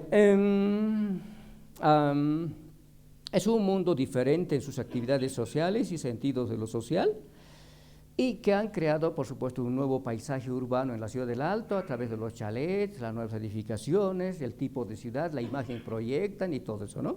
Por una parte, y además esto de la industria, pues ha creado, por supuesto, ¿verdad?, que además que son productores industriales, también son comerciantes. O sea, no se puede disociar estos dos niveles, ¿no? o sea, producen producto industrial por una parte, por otra parte también son comerciantes. O sea, este producto que producen también tienen que comerciar ellos mismos muchas veces o tienen otros ayudantes que les pueden hacer. Claro, cuando es mucho más grande tiene mucha más gente, ¿no? Es una cosa de un tipo de comportamiento mucho más, o sea, distinto de lo que normalmente conocemos gerentes, administradores, contadores, ¿no? De las empresas que tienen otro tipo de comportamiento. Acá ellos pueden hacer ellos mismos. Pueden agarrar la calculadora y tan, ¿no? Y muchas veces saben que es una cosa, algunos de ellos no son profesionales todos, tienen un cierto nivel de estudio, pero para la matemática, manejo de calculadoras, incluso mentalmente de cuánto debe ser y cómo debe ser, van a hacer exactamente solamente con la mente, ¿no? Es una capacidad de memoria interesante, impresionante, ¿no? No lo digo yo, dice en otro estudio, ¿no? Entonces, no necesitan calculadoras, nada de esas cosas, sino que ya saben con cuánto compraron y cuánto deben vender, cuánto es la ganancia, ¿no? Entonces, no hay un uso de calculadora, pero sí de matemática, ¿sí? Pero cuando es necesario calcular con sumas muy grandes, sí, obviamente, ¿no? Y así. Entonces, es gente que tiene una capacidad distinta de lo que puede ser un contador, un gerente y a todos que van a estar sentados en las oficinas administrando todo esto, ¿no? Y luego, bueno, ya hablé de las unidades empresariales. Bueno, es una cosa importante. Una buena parte son migrantes de las áreas rurales. Algunos han nacido aquí, en la ciudad, ¿no? Pero una gran parte son migrantes. Otros, bueno, son como de tercera generación. Bueno, aquí en la Andaeta, es la casa que tiene en 12 de octubre la máscara de la Diablada, aquí en la Andaeta, ahí es su casa, ¿no? La entrevistamos, le visitamos, es un joven y todo, ¿no? Entonces, una cosa que nosotros a partir de ello nos damos cuenta de lo urbano, de la ciudad, de La Paz como del Alto. Dije, a ver, ¿cómo te llevas con toda la gente acá? ¿Cómo es? ¿Y qué historias tiene? ¿Tú sabes? Entonces él dice, y claro que es muy lógico, ¿no? Es que todo lo que es la Andaita, todo esto, pues todos son de provincia. Todos hemos venido de las provincias, nadie aquí creo que es alguien que no lo sea, ¿no? Yo lo soy, mi papá vino así, yo nací aquí y vivo aquí y soy eso, ¿no? Entonces uno leyendo la historia de la ciudad y todo eso, claro, todos estos eran zonas agrícolas, ¿no? O sectores agrícolas y así fue ocupado. Y son ellos ahora, ¿no? Que están ocupando y son esos importadores, exportadores, industriales, comerciantes que están. Entonces, esta ciudad, como dicen muchos estudios, un Chuquiago marca realmente, ¿no? Una cara propia de esa ciudad, ¿no? Y ahí está. Entonces, es importante que muchos de ellos vienen de las áreas rurales, de las provincias, algunos tenían pequeña experiencia comercial, algunos no, otros algo grande, y se empezaron a meter en actividades comerciales en principio, luego industriales y ahora están en otro tipo de rubros, ¿no? Y entonces van avanzando de uno y otro. Cosa que nos parece importante, digamos, hacerlo. Otra de las cosas importantes es que ellos son sumamente disciplinados. La disciplina es algo como muy sagrado. O sea, es decir, no hay un documento que tienes que firmar por $10,000 que te estoy prestando. Te conozco, tu familia y toda tu red, yo te doy los $10,000 a ningún documento, porque sé que me lo vas a devolver. Es tremendo, no hay abogado por medio ahí, ¿no? Y así, listo. Entonces, la red de relaciones hace que ese dinero sí sea una inversión, un préstamo seguro, ¿no? Y eso. Entonces una disciplina férrea de decir, ¿cómo va a ser? No te voy a fallar, te voy a cumplir. ¿Cuánto quieres? Y te lo voy a poner en tal tiempo, tal hora, tal día, ¿no? Ahí está, vas a tener. No te estoy hablando porque te voy a charlar, no, lo tengo y te lo voy a poner, y ahí está, ¿no? Y tú me estás hablando en serio, ¿no? Porque yo lo voy a hacerlo. Sí, estoy necesitado, por favor. Bien, entonces ahí, gestos, palabras, formas, lenguaje de la cara, dice mucho para decir, sí, voy a hacer, ¿no? De otro modo, sí, porque son sumamente, ¿cómo les puedo decir? Son sumamente ágiles o inteligentes en la observación del cuerpo. Cómo te mueves, las manos, la cara, el rostro, la forma como te vistes, o que estés hablando medio farsante, algo así, ¿verdad? Que no sea alguien que sea serio, se van a dar cuenta exactamente que no le está diciendo la verdad, y entonces ahí surge la desconfianza. Pero si se dan cuenta que es cierto lo que está diciendo y lo que es, entonces ellos van a tomar muy en serio la palabra y lo van a hacer, ¿sí? Entonces es una disciplina y un carácter de cumplimiento. El trabajo, ni qué decir, el trabajo, pues bueno, puede ser malo para la salud, pero 5 de la mañana, 4 de la mañana, luego levantar, dormirse muy tarde, llegar a la casa en estas horas, y entonces el trabajo es algo extraordinariamente importante que desde nuestro punto de vista viene de la cultura aymara. Bueno, pues no puede ser la única, obviamente, ¿no? Porque así como en Alemania, en Inglaterra, los capitalistas han surgido allá, también hay una ética de trabajo. Aquí es que en la cultura aymara se dice, ¿no? Los niños, las niñas siempre tienen que estar haciendo algo, no puede estar ahí echado como lagarto, ¿no? Porque eso es como faltar moral a la familia. Tienen que estar haciendo cualquier cosa, pero haciendo, ¿no? Entonces ellos vienen de esa cultura, entonces siempre están haciendo, Entonces, en la actividad que ellos se encuentran, disfrutan. Dice, yo con lo que hago disfruto. No me siento cansado por ningún momento, porque es lo que amo, lo que me gusta hacer, y estoy haciendo eso. No es una cosa obligatoria, nada, estoy haciendo lo que me gusta, ¿no? Y entonces el gusto por hacer comercio, por la industria, por el trabajo, por todo eso, es impresionante en ese sentido, y también la honestidad que le dije hace rato, ¿verdad? Y también convicción, y jugar con los riesgos. Esto es una cosa importante, jugar con los riesgos. O sea, si te vas a meter en algo que piensas que te puede ir, ¿verdad? Te vas a meter con todo, y es jugarse con los riesgos. Pero yo encuentro una explicación en este juego de riesgos, ¿en qué? En que ellos, como muchos de nosotros, nunca estamos garantizados en la vida que vamos a tener un éxito en la vida, porque no sabemos, ¿no? Que si vamos a ser profesional, que si vamos a tener un empleo, que vamos a tener algo, vamos a tener seguro laboral o un seguro de salud. No estamos nada seguros, ¿no? Así es nuestra sociedad y el Estado. Entonces ellos han vivido y han crecido en el mundo del riesgo, de no saberse un día si tendrán o no tendrán algo. Y entonces ese riesgo, cuando ven que es posible conseguir algo, la ponen el riesgo a todo, 100%. Y entonces ahí es el juego de saberse arriesgar en el mundo del comercio, del negocio, de la inversión capital económico y un conjunto de hechos, ¿verdad?, que es propio de este mundo de los riesgos, ¿no? Entonces, claro, hay comentarios que dicen, todavía, bueno, los aymaras no se arriesgan a muchas cosas, creo que es cierto. Es decir, por ejemplo, yo varias pregunto, les digo, ¿y ustedes que tienen dinero pueden asociarse y fundar un banco? ¿Por qué no lo hacen? Es que, pucha, ¿en cuánto tiempo recupero mi dinero? Digamos en 10 años, es mucho. No, eso no me conviene, ¿no? ¿Qué vaya a pasar en 10 años? ¿No? Que me vaya a morir, no sé cuántas cosas, ¿no? Entonces, sí, ¿por qué no haces una universidad? ¿Por qué no haces un equipo de fútbol y todas esas cosas, ¿no? Y una empresa periodística y periódicos, no sé cuántas cosas, ¿no? ¿Por qué? ¿Por qué no? Porque, pucha, es que lo primero es que cuánto tiempo yo recupero mi inversión. Entonces, es como si tienen esas relaciones muy fuertes, pero al mismo tiempo tienen una desconfianza de que puede no salir bien, ¿no?, una inversión a mediano o largo plazo. Y esa es la razón de que no pueden hacer bancos y este tipo de cosas. Pero es una generación. La siguiente generación que viene me parece que es mucho más asociativo a este tipo de cosas, ¿no? La siguiente generación, que son los nietos, ¿no?, de hacer empresas, digamos, de carácter corporativo y entonces hacer este tipo de cosas y que parecen importantes. Pero la primera, la segunda generación lo tienen bastante cuidado con el tema del dinero. Y bueno, a ver, ¿qué más? También podemos decir que este mundo Camiri, el mundo industrial, pues por supuesto hay diferencia social, ni duda cabe, ¿no? Hay diferencia social. Es decir, es gente con capacidad económica, hay datos muy elevadas, algunos medio, y hay una diferenciación social con el propio mundo aymara, con el mundo trabajador, con los vecinos de donde ellos son, en las zonas, en la ciudad o en los barrios donde viven, ¿verdad? La diferencia social es evidente, claramente evidente, porque una casa tan grande de 12 pisos y uno más abajo, ¿no?, que le quita sol, le quita, digamos, sol porque le da sombra y es frío aquí, ¿no? Y ese tipo de relaciones existen y eso se puede constatar fácilmente por las fotos que existen, ¿no?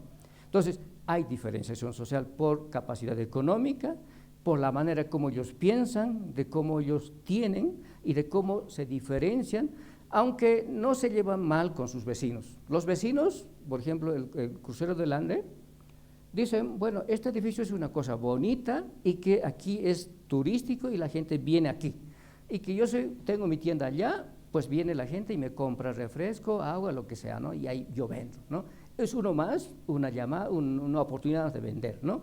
Y entonces, No siempre todo es mal rechazado, pero también, claro, hay gente que no están de acuerdo, obviamente, ¿no? Pero hay diferenciación social, muy evidentemente por capital económico y social. Bien, entonces también se puede decir, tal vez como último,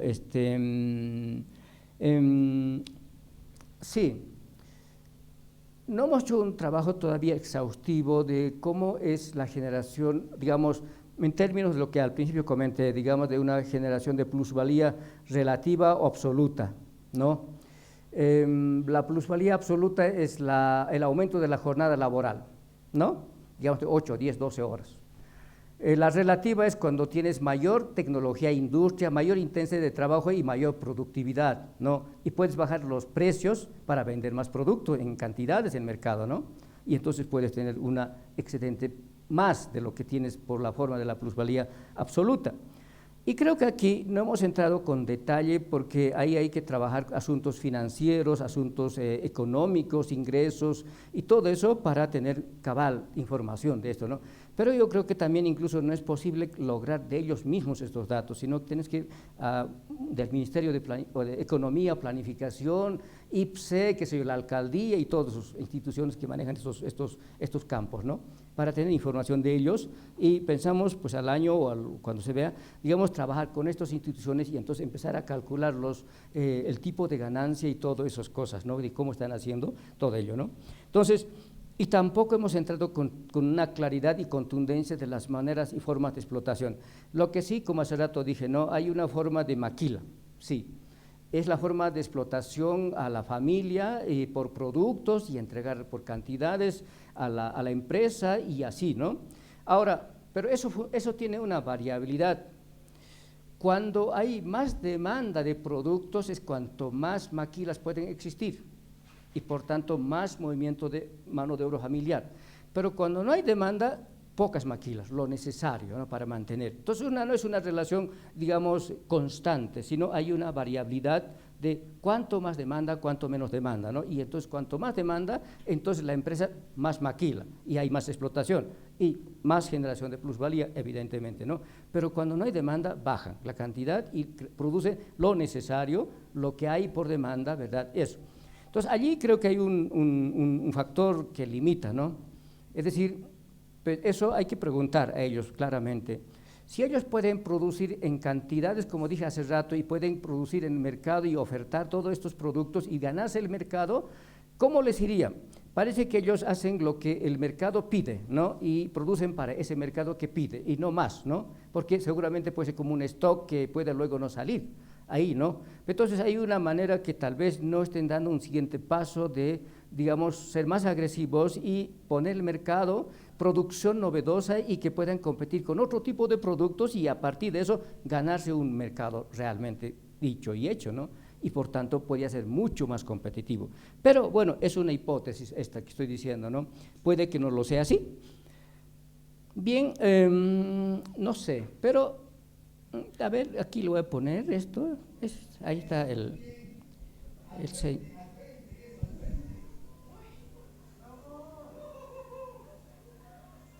es el crucero de LAN, su inauguración.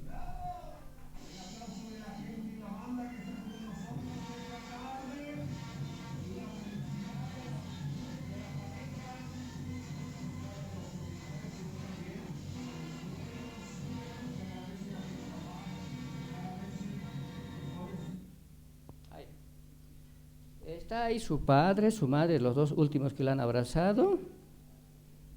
Bueno, sí, aquí algunas imágenes, pero yo les cedo la palabra para tal vez contar con las fotos, ¿no? Sí, puede ser.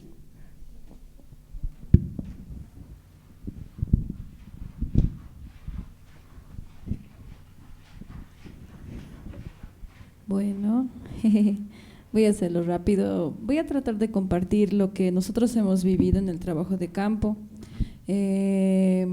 Bueno, en la primera foto podemos ver el crucero de los Andes, que ya lo comentó el licenciado, bueno, va direccionado a un modo industrial, pero más de servicio, mejor dicho, de servicio cultural, porque como dijo, tiene espacios de recreación donde los extranjeros van a asistir y van a ver toda esta cultura que nosotros tenemos o abarcamos y van a replicarlo en sus países. van a ser inspirados por ello. Entonces, por eso también lo hemos tomado como una referencia empresarial, cultural. Estamos ahorita en la punta del crucero de los Andes, si tienen la oportunidad de ir, porque ya está inaugurado, es una gran vista que van a poder observar. Luego aquí tenemos un poco de, creo que sí, es Exploraciones Maldonado, ¿no? Bueno, nosotros no hemos ido, esto es en el espacio donde la empresa se desarrolla sus actividades, pero nosotros no hemos ido al campo en sí, pero sí hemos ido a su empresa, la que está ubicada en la ciudad del Alto. Aquí podemos ver algunas de las perforadoras, gracias, de las perforadoras que ellos utilizan para su trabajo, para el servicio que ellos dan de perforaciones Maldonado, de perforaciones de minas. En la siguiente foto podemos ver la industria MCB, que como lo decía nuestro licenciado, es una empresa que recién está comenzando. ¿Por qué nosotros hemos puesto atención a poder visitar esta empresa que tal vez no es una industria, pero que plantea o planea ser una industria en el futuro? Es por el hecho de la historia de vida que ellos tienen. Ellos han nacido, su empresa ha nacido por una necesidad, y es algo que también se comparte con las otras industrias a nivel, bueno, con las otras industrias que hemos visitado. Todas han nacido de la necesidad, obviamente de la necesidad económica, pero también han nacido de una necesidad de poder contribuir también a tu país. Por ejemplo, ellos se encargan de, ya lo dijo nuestro licenciado, fundir aluminio y crear otras cosas, es decir, reciclar, por así decirlo. Entonces, ha nacido de la necesidad de su proyecto, pero también aporta al medio ambiente, obviamente sabemos, porque el aluminio tarda mucho en desintegrarse, pero ellos crean otro formato para que esto no quede solamente como un desecho que contamine el medio ambiente. Entonces es algo que rescatar, y también, como nos mencionabas, son muy jóvenes, incluso yo soy más mayor que ellos tienen 28 años y el joven tiene 30 años.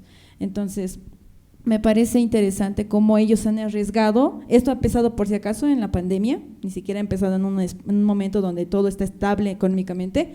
Entonces nos pareció interesante poder entrevistarlos, y tal vez como esta investigación ahora es una investigación exploratoria, cuando ya continuemos investigando y hayan más hallazgos, se convierta en un futuro Camiri después de 10 años.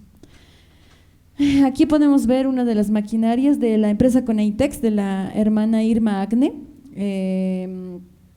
Como ya lo mencionó, bueno, solo hemos podido entrevistar a una sola mujer en todas las empresas. Como notarán, todos los dueños de las empresas son hombres, pero es relevante poder notar que hay también empresarias mujeres. Su historia y su contexto es un poco, bueno, ya lo mencionó el licenciado, pero es un poco difícil porque sabemos que vivimos en un contexto machista, y también eso es lo que le ha impulsado a ella a poder ser una empresaria, porque la han retado a que ella no podía lograr ser empresaria, y ahora ya es una empresaria que está con planes futuros para exportar internacionalmente y formar sus empresas internacionalmente. Por si acaso, ella nos contaba que ya había entrado en bancarrota más de 3 veces su empresa y no se ha rendido, ha continuado este proyecto. Aquí vemos la cabina que les decía, que está justo debajo del crucero andino, de la primera foto que les mostrábamos, donde podemos observar todo. Es realmente un atractivo turístico, por eso es que podemos decir que esto se va a convertir en una industria cultural. Va a ser un eje central, probablemente ahorita no, porque recién se ha inaugurado en septiembre, pero va a ser un eje de atractivo turístico que va a llamar muchos extranjeros y que van a ser inspirados para llevar nuestra cultura a otros países. Aquí también podemos ver las empresas Maldonado, ya lo presentó el licenciado. Aquí podemos ver el Seibon, nos han permitido ingresar a todas las empresas, a poder ver cómo es, no propiamente cómo producen, pero sí todo lo que producen. Aproximadamente el 70% de todo lo que producen se distribuye a nivel interno, a nivel nacional, y el 30% se produce a nivel internacional. Es decir, ellos ya se han expandido a nivel internacional, entonces son una industria muy conocida. Generalmente europeos, por si acaso, manejan esta empresa. Y ahora también quería compartir, mientras hablaba el licenciado, un poquito sobre cómo han empezado, o sea, cómo lograron este desarrollo ellos, porque probablemente no ha sido tan visible el hecho de que ellos ahorita están en la cúspide del éxito, por así decirlo. O sea, podemos decirlo nosotros, que nosotros no somos Camiris, que ellos sí están en la cúspide del éxito, pero ¿cómo lo han logrado? Y la respuesta es bien fácil: préstamos bancarios, no se rendían ante las bancarrotas que han sufrido, buscaban estrategias para salir, por así decirlo, de ciertos problemas económicos a nivel empresarial. Por si acaso, muchos de ellos no han estudiado una carrera fija, entonces uno puede decir de dónde han desarrollado esas ideas para llegar hasta donde están. Ellos también tienen ese contacto, capital humano, con el cual hacen contacto para realizar sus diferentes trabajos dentro de sus diferentes rubros, dentro de sus diferentes industrias. Entonces, hay una estrategia de por medio, podemos notarlo, ¿verdad? Luego, después de eso, hay algo que nos decía sobre los riesgos. ¿Cómo es que ellos se enfrentan o piensan tomar riesgos importantes? Y algo que nos decía justamente, tal vez no estaba en las fotografías, pero hemos ido a visitar Importaciones Menacho, una de las últimas empresas que hemos ido a visitar. Nos decía que ellos ya habían caído tan bajo que ya no podían caer más, entonces que esa pérdida, por así decirlo, de capital o esos retos que han tenido que superar ya eran fáciles de superar porque ya habían pisado suelo, por así decirlo. Entonces es ahí de donde nace esta actitud de riesgo, esta actitud de decir que me voy a caer pero voy a volver a levantarme y demás. Y bueno, creo que eso, un poco de los antecedentes también de cada uno de ellos es algo que también nos ha inspirado como curso, debido a que su condición ha sido, como nuestro licenciado nos mencionaba, algunos eran huérfanos, su condición ha sido muy precaria. El trato con ellos en el trabajo de campo ha sido muy horizontal. Jamás nos han visto desde una mirada vertical o yo tengo dinero y ustedes son solo estudiantes, sino nos han visto como horizontal. La relación ha sido muy horizontal, han sido muy abiertos en la información que nos han podido proporcionar, tal vez porque éramos estudiantes y también el licenciado es muy conocido con ellos, pero nos ha gustado mucho y nos ha inspirado a que tal vez ellos podrían ser ese eje o mejor dicho, esa punta de lanza económica para Bolivia, para tal vez esta crisis que se viene, por así decirlo, a nivel nacional. Ellos podrían ser el rescate, por así decirlo, el auxilio, y creo que también ha inspirado a personas que tal vez no conocían a esta categoría, esta categorización de los Camiris, industriales o del mundo de los Camiris, les ha inspirado a saber que su propia sangre, o por así decirlo, su propia raza está saliendo de éxito, está aventurándose a arriesgarse y está logrando sus metas.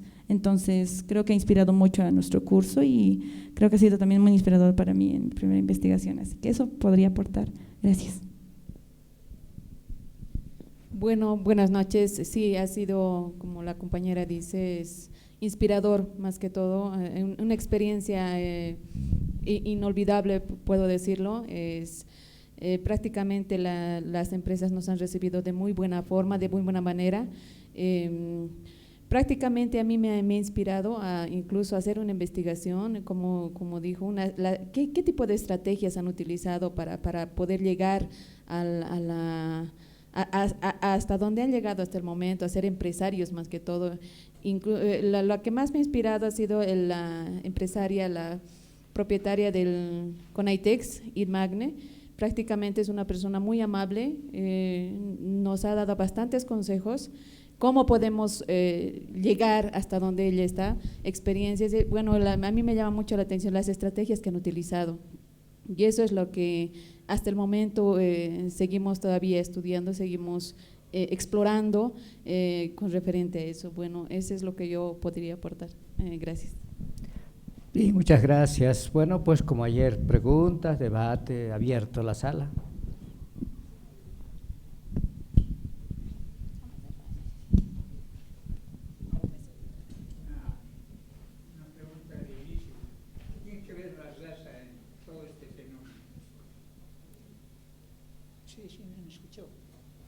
¿Cómo era?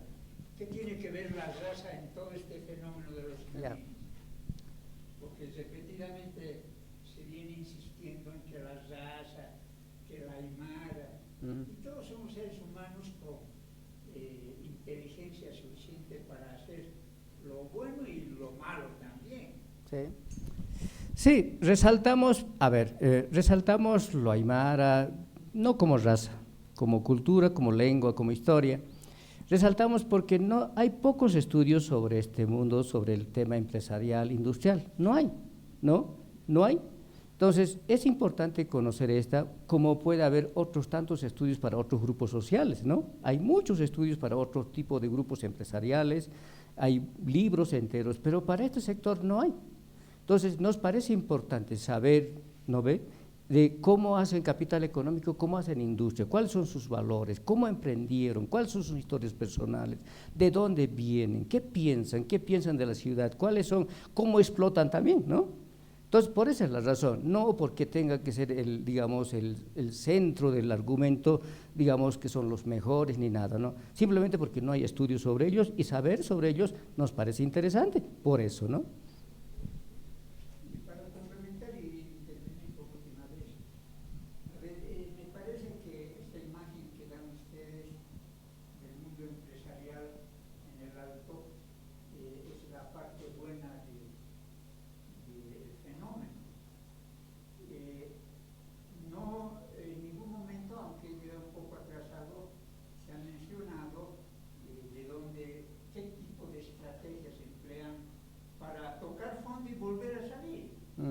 Porque es un fenómeno que no solo le interesa al Alto, les interesa a todos.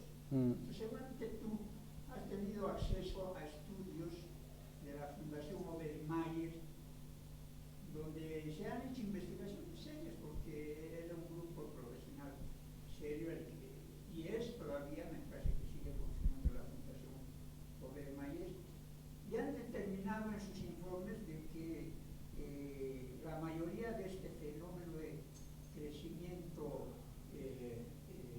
diremos, de la inmobiliaria en el Alto, es producto del lavado de dólares, producto del microtráfico que se desarrolla del Alto en la ciudad del Alto. Ese es, no sé si has tenido acceso a esa información. Sí. Sería bueno que con tus alumnos exploraran también las dos caras de la medalla. Así es, totalmente. Sí, nosotros supimos eso, pero nos ha sido el tiempo primero y los recursos, pero sí, por eso, como dije hace rato, necesitamos trabajar con instituciones estatales, privadas, públicas, para escarbar información o estudios que tengan que ver con, para darle un contexto mucho más consistente de nuestra observación de campo, nuestras entrevistas, ¿no? Porque es así la investigación, ¿no? Porque hicimos ahora es un acercamiento muy con ellos, su percepción, todo eso, pero necesitamos datos estadísticos de cómo quebraron y cómo salieron, cuáles son las estrategias. Nosotros lo que nos dicen, ¿no?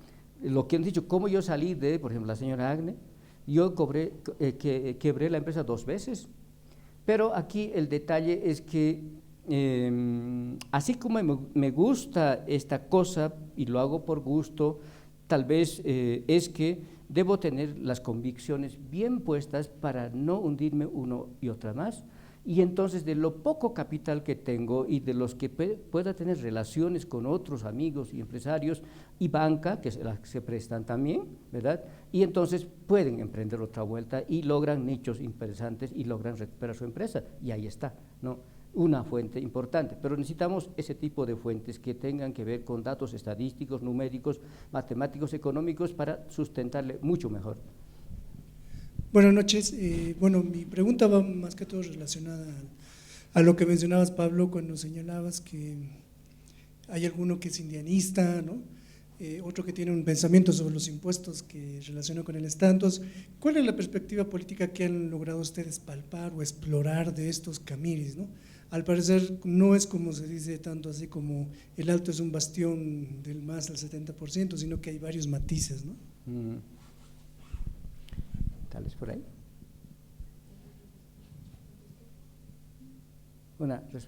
¿Se puede hacer? ¿O yo? A ver si le entendí muy bien. El Alto, sí, el Alto es una ciudad, como dijo Roxana Barragán, una ciudad mercado. Es decir, esa ciudad realmente es mercado, o sea, se vende, se compra todo. El 16 de julio, por posible, es el mejor ejemplo, ¿no? O sea, ahí encuentras de lo más nuevito, de lo más viejo, de lo medio usado. Realmente es impresionante, ¿no? O sea, hay muchos, bueno, hay un estudio de una maestría de la Flaxo, Ecuador, sobre el 16 de julio, y entonces encuentra, y él como extranjero hace un relato de cosas que para el sentido común de la gente de la feria pues es normal, pero ahí tú encuentras lo que de pronto no puedes encontrar en otro lado, pero sí ahí, ¿no? Sí, eso es un caso, pero 12 de octubre, allá por Sencata, por Río Seco, por otros lados, por ejemplo, en Río Seco, por camino a Laja, es un lugar, casi se mantiene entre las calles adyacentes y la avenida, es realmente mercado, ¿no? Pero hay un detalle que es interesante, tal vez con esa cosa, con la pregunta esa. Todo es un mercado de producción europea o china y nacional, que es un lugar así de polleras, de ropa, de todo. Pero más abajo es una especie de mercado campesino colado a este mercado, porque es todo producción rural, chuño, papa, carne de oveja, de llama, cuis, todo allá largo, ¿no? Que se pega a este otro mercado, es como dos mercados paralelos, ¿no? Pero distinto, con una lógica distinta funciona, pero también es como una parte de este otro mercado grande, porque está en áreas financieras, ¿no? Entonces, claro, yo creo que el tema del Alto es porque su extraordinaria capacidad extensiva, planicie y comunicacional con otros lugares que le hacen realmente un espacio que sí puede ser, incluso en un artículo yo decía como refrigerador andino, ¿no? Es decir, ahí no necesitas un refrigerador porque como es 4.000 metros cuadrados, pues los productos pueden aguantar buen tiempo y ahí está, ¿no? Y entonces muchos de estos tienen almacenes y en el Alto hay muchos almacenes en el sector sur en la que, bueno, han hecho para almacenar productos que traen del exterior para que no se dañen. Ahí están los almacenes, ¿no? Entonces, creo que hay muchos elementos que hacen potencialmente al Alto, pero no solo Alto, porque está Viacha, está Laja, está Los Andes, no me acuerdo ahorita cómo se llama, este municipio, y está Achocalla, y bueno, así, ¿no? Y La Paz también. Entonces, es todo una gran municipios que en algún momento pensamos nosotros que, por ejemplo, es el polo económico del sector norte de La Paz, asociado con esta ciudad, La Paz, ¿no? Porque ese es decir, se imaginan la extensión territorial que tiene y lo que va a seguir teniendo todavía, ¿verdad? Y lo que van a crecer hacia horizontalmente y luego el Alto está creciendo verticalmente para arriba ahora ya, ¿no? Y entonces, en ese sentido, creo que es una ciudad eje industrial, comercial, social, muy dinámica. Y un dato más, el Alto, cerca del 60% de su población es igual o menor a 30 años. Es una población joven, ¿sí? Y por esa razón mismo es muy dinámico, ¿no? No, es una característica particular, ¿no? Entonces, si el 60% de la población alteña, de los 12 millones que estamos calculando, ¿verdad? Entonces, es una población extraordinariamente importante. Por eso el ritmo, la actividad, no solo industrial, comercial, sino deportiva, académica, cultural, musical, hay una cantidad de cosas que allí no se conocen, ¿no? O se conocen muy poco porque, claro, no hay financiamiento para las investigaciones de las ciencias sociales, ¿no? Es muy poco, es decir, uno incluso tiene que ser por amor, por la investigación, ¿no? Porque es muy poco que te pueden ofrecer por una investigación, no hay, ¿no? Entonces, creo que hay mucho que escarbar allí. Hay estudio, bueno, hay un libro sobre los chalets de un arquitecto, antropólogo, que ha hecho un estudio interesante sobre el significado de las edificaciones y todo eso, ¿no? Hablando con la gente, con los dueños, ¿no? Pero eso, y como le dije, las industrias culturales pero tal vez hayan otros tipos de industrias culturales allí, que nosotros hemos visto pero otras, ¿no? Porque se ve que hay, qué sé yo, películas, estas cosas que no son legales, ¿no? Pero que las han convertido en una sala media oculta o porque no sé qué razón por allí, y que la gente va a mirar, y funciona así, ¿sí? Entonces es un mundo pues difícil de conocer, pero ahí está. Sí.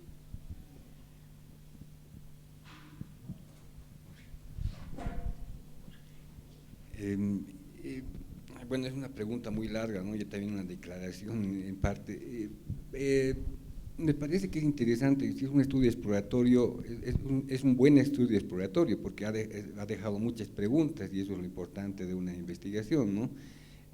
aunque parece incompleto, pero yo creo que se debe hacer una segunda parte, una quinta parte, qué sé yo, ¿no?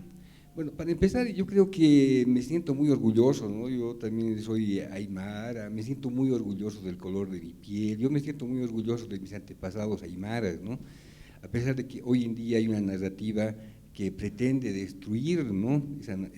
Ese origen que todos tenemos y que no tenemos por qué sentirnos ni avergonzados ni nada de parecido, ¿no? Yo me siento muy orgulloso de todos mis antepasados, porque gracias a ellos estoy aquí, ¿no? Y bueno, ahora, yo quiero, digamos, hacer unas observaciones a su investigación, ¿no?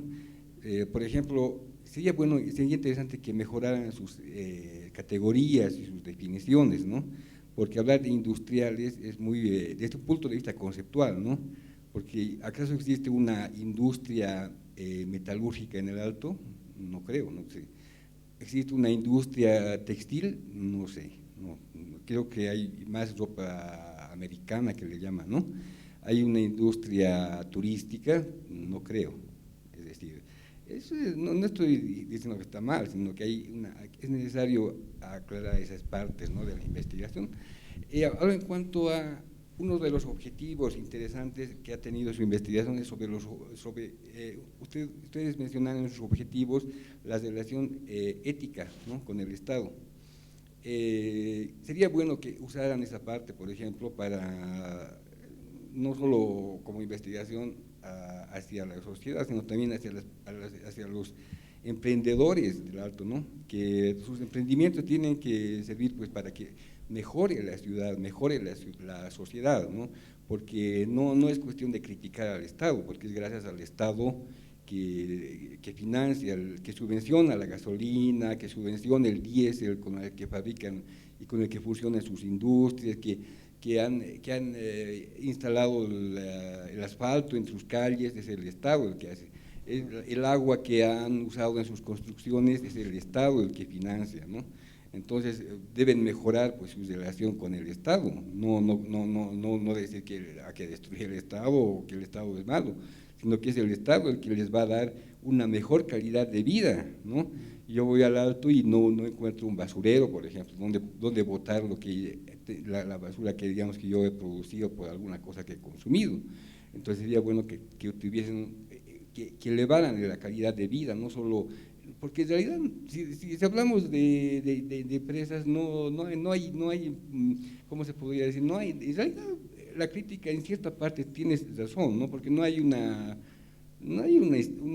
modelo aymara, es simplemente capitalismo puro y simple, ¿no? Es un capitalismo que lo vamos a encontrar en cualquier lugar del mundo, ¿no? Y eso se ve, por ejemplo, otra investigación que podrían hacer, cuánto de la masa laboral del Alto tiene condiciones formales, ¿no? Es decir, si no les dan beneficios sociales a sus empleados, entonces lamentablemente es solo explotación capitalista, ¿no? Y bueno, eso habría que investigar también, ¿no? ¿Qué porcentaje de la masa laboral tiene un trabajo formal y qué porcentaje tiene una posición informal, ¿no?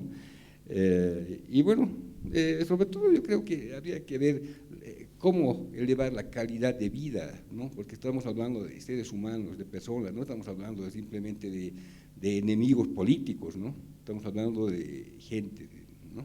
Gracias. Muy varias preguntas interesantes. A ver, lo primero con el Estado. Como dije al principio, mañana vamos a dedicar al debate más de carácter teórico, metodológico, ¿no? Hoy es más descriptivo, imágenes, pues está bien, eso es base, ¿no? Pero el tema con el Estado es un asunto, por supuesto, es un nudo conflictivo importante de ser pensado. ¿Cómo ellos ven el mundo, la relación con el Estado?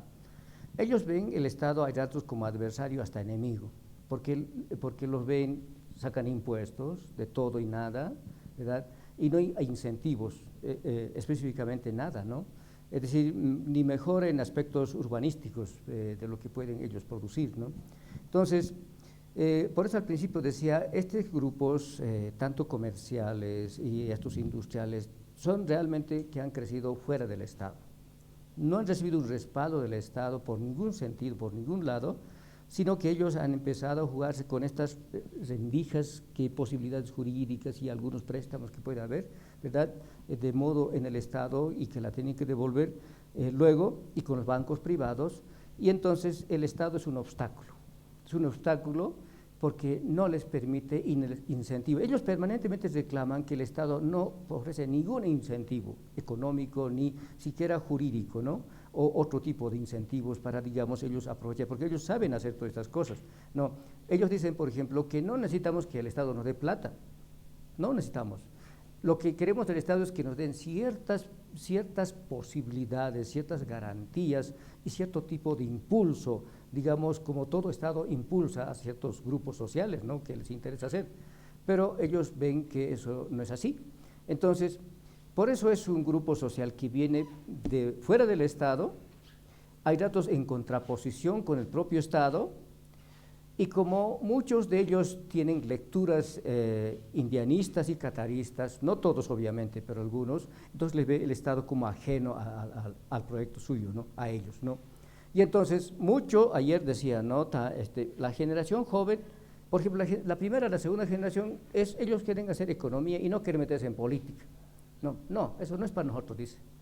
Pero la tercera generación, esos jóvenes que están estudiando allá en las universidades privadas, algunas públicas, sí hablan de que algún momento pudieran ser el Estado o del Estado o parte del Estado, ¿no?, y gobernar el país por la capacidad que tienen, ¿no?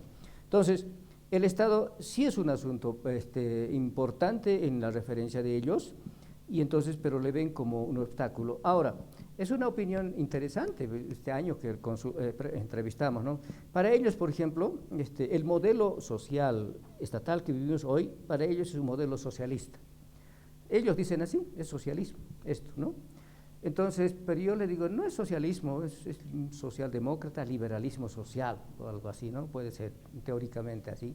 Pero entonces, no, porque aquí no hay incentivos, porque el Estado es asa, ¿no?, y es todo eso, ¿no?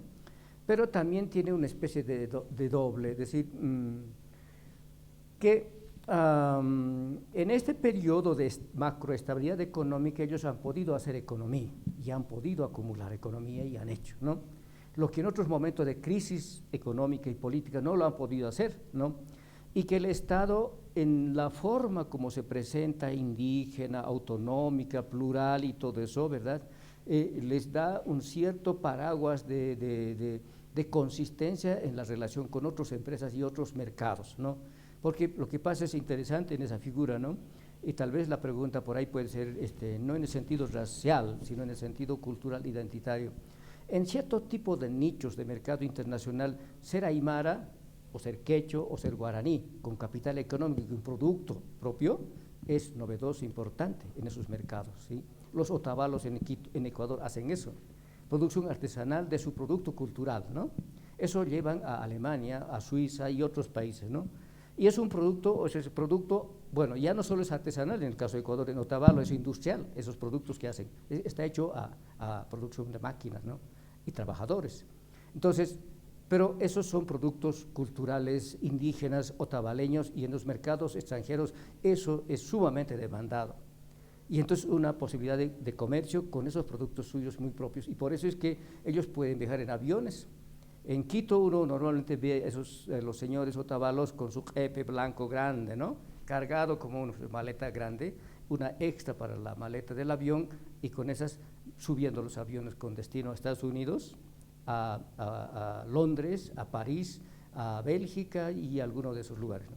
Entonces, eso sí es una cosa novedosa, y aquí, cuando yo les pregunté si conviene ser aymara o ser alteño o ser indígena en los mercados internacionales, dicen, en alguna medida sí es novedoso, pero lo que está fallando es aquí el tema del Estado, ¿no?, que no nos abre nichos y espacios para presentarnos como tal. Y nosotros lo hacemos, pero muchas veces esos mercados son muy grandes y no los podemos hacer mostrarnos propiamente, ¿no? Entonces, hay esas figuras interesantes, pero también la compañera decía, el ser mujer es interesante, mujer empresarial, y alteña y aymara, mujer, ¿no?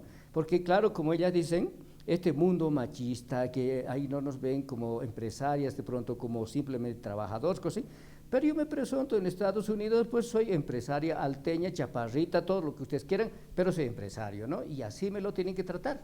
¿verdad? Y me tienen que entender de ese modo, ¿no? Entonces, es una disputa y es una posibilidad ser mujer empresaria indígena o alteña para ganarse esos mercados. Entonces, sí tienen cierto tipo de posibilidad de ingreso en esa relación, ¿no? Claro, pero eso habría que ver con más detalle y acompañar posiblemente mucho más a ellos, por ejemplo, cómo van, ¿no?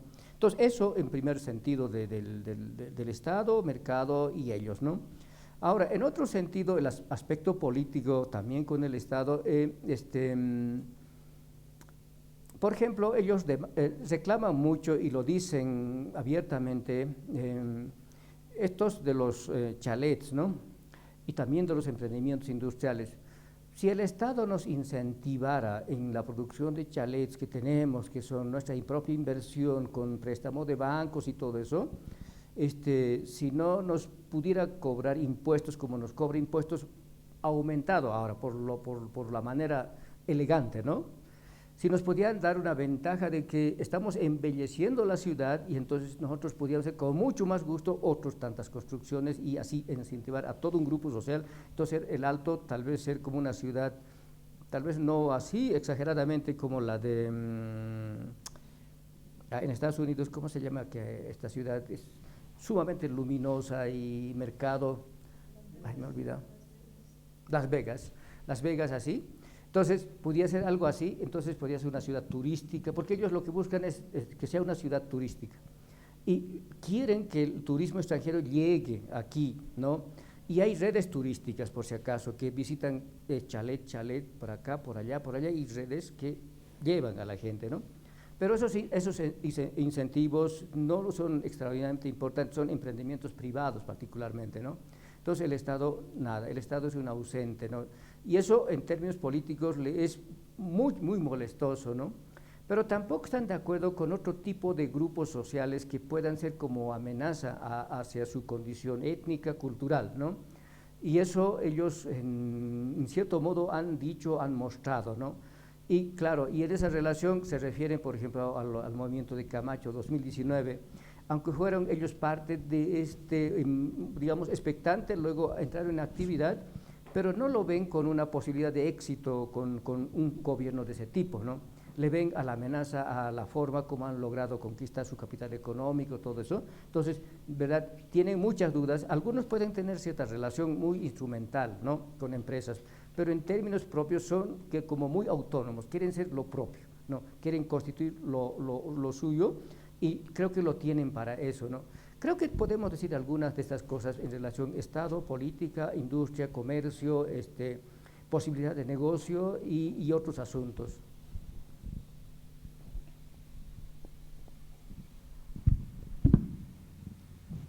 Buenas noches. Bueno, gracias por la exposición. Mi pregunta un poquito tiene relación con con el señor que me antecedió y es, ¿no le parece que hay una percepción muy relacionada solo con lo económico sobre el Estado?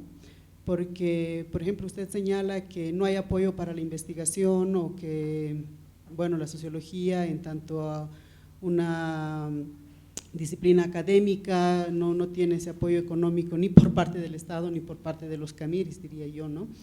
Entonces, ¿cuál sería más allá de esa percepción del Estado en tanto a un apoyo económico que les pueda brindar a ellos, por ejemplo, en cuanto a la educación? Si ellos pueden hacerse cargo o pueden asumir ciertas falencias del Estado en tanto a la educación, en tanto a la salud, en tanto a otros aspectos. Esa era mi primera pregunta. Mi segunda pregunta es, cuando se conoce, y usted como sociólogo debe saberlo muy bien, cómo se conforma la burguesía en Europa, la burguesía pues lo primero que hace es fundar las universidades modernas, ¿no? La sociología es producto de la conformación de la burguesía en Europa, porque ellos saben que académicamente también tienen que copar el mercado para que les va a solventar a ellos y les va a dar legitimidad. Hay esa preocupación también por parte de los camiris del Alto, esa preocupación por la academia, esa preocupación por la investigación, esa preocupación por la cultura que no sea, por ejemplo, solamente las entradas folclóricas u otro tipo de cultura, no lo sé. Sí, bueno, sí hay como mucha referencia al asunto económico, ¿no? Y claro, habría que ver de otros asuntos más de carácter, digamos, sociocultural o la manera de, como hace rato hablado, de la distinción social y las formas de ser de este grupo social, y que ayer un poco insistí en ese campo, ¿no? Es decir, es un grupo que tiene cierto tipo de particularidades que son cada vez más como autoafirmativo de su propia identidad, pero también un grupo social que fácilmente se conecta con el mundo global, con los chinos, con los japoneses, con los coreanos y todos ellos, y hacen relaciones comerciales, familiares, amistades y todo ese tipo de elementos. Pero hay un detalle que de pronto no dijimos también ayer ni hoy, es esto, ¿no? Hay una manera que yo percibo, ¿no? Y eso hay que hacer más el trabajo, ¿no? Una autoafirmación sumamente importante en tanto mujeres, hombres o de aymaras o alteños o migrantes o bolivianos, porque finalmente ellos dicen, a ver, yo pregunté, ¿tú cómo te defines? ¿Aymara, indígena, alteño o qué? Y la buena parte nos dijo boliviano. Más que ser más regional de acá, pues porque mi negocio, mi actividad está en Santa Cruz, está en Cobija, está en Cochabamba, acá en La Paz, ¿no? Entonces, yo tengo un origen y me defino de así, mi origen cultural, aymara, histórico, todo eso, está bien, eso es parte de mí y no lo voy a negar nunca, lo voy a fortalecer, pero también soy el boliviano que quiere estar en todo el resto del país y se conecta en esos lugares, ¿no? Aquí hay una cosa que es interesante en ese punto, que no se ve, ¿no? Que no se ve. En el aspecto político, es muy evidente que en el sector de Beni, Pando, norte de La Paz, noreste de La Paz, parte de San Julián y todo lo que es Plan 3000 y en Santa Cruz, Tarija, hay una especie de producción de un nuevo territorio, territorio cultural, andina, muchas veces con mucha énfasis, pero también cultura global y cultura, digamos, de aprendizajes de la región del Oriente, ¿no? Y entonces hay una producción de territorio y cultura hay datos como Colla, pero hay datos como Cambacolla, pero esto es una cosa importante, ¿no? Por ejemplo, yo vi en la región aquí al noreste de La Paz, en un 6 de agosto, un desfile, la gente se ponía sumamente boliviano, pero al mismo tiempo tenía unas huipalas gigantes, que era impresionante para mí, porque eso hace mucho tiempo que yo conozco por allá, eso era imposible que eso ocurriera, ¿no? Entonces, lo que digo es, hay una forma de producción territorial, cultural ampliada, y ellos mismos dicen, por ejemplo, en relación a otro libro con Santa Cruz, de cómo es la relación, lo que podríamos llamar Cambacolla, ¿verdad? Ellos son gente más ahorrativa y de inversión de dinero en cosas seguras. El Camba es como que tiene el dinero, es que circula, se compra las cosas, ¿no? Y que circula en el mercado y vas comprando, y haciendo que el dinero circule, ¿no? El Colla no, el Colla es más ahorrativo. Y entonces en esa relación hay cosas interesantes que van generando cada vez sentidos de autopertenencia, autoestima, identidad y todo eso. Y hay cosas que en términos culturales, o mejor dicho folclóricos, eso es una cosa bien poderosa, pero puede ser interpretado como abusiva también. Hay mucha gente que llega por esos sectores con cierto nivel, poco de capital económico, pero pasado el tiempo, pues ya saben, ¿no? Marollo, Pagador, no sé qué grupo musical, en el pueblo son ellos los que van a poner la música. Y todos a bailar al ritmo de esta música, de este grupo y todo eso, ¿no? Y entonces, como diríamos, imponen nomás la forma como aquí lo son, ¿no? En otros lugares, ¿no? Entonces, tal vez hay otro tipo de condiciones interesantes que habría que escarbarles, ¿verdad? Pero también ellos dicen, como les digo, el sentido de ser boliviano es una cosa, creo que de primer nivel, ¿no? Nosotros queríamos escarbar, si alteño, aymara, sí, todo eso, pero ante todo soy boliviano, ¿no?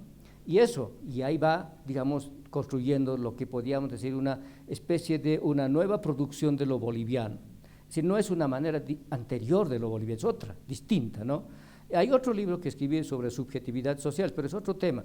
Pero entonces hay ese tipo de elementos que se están produciendo Y los jóvenes que están en esos lugares, o los jóvenes acá mismo, muchas veces juegan siempre con esos dos mundos, ¿no?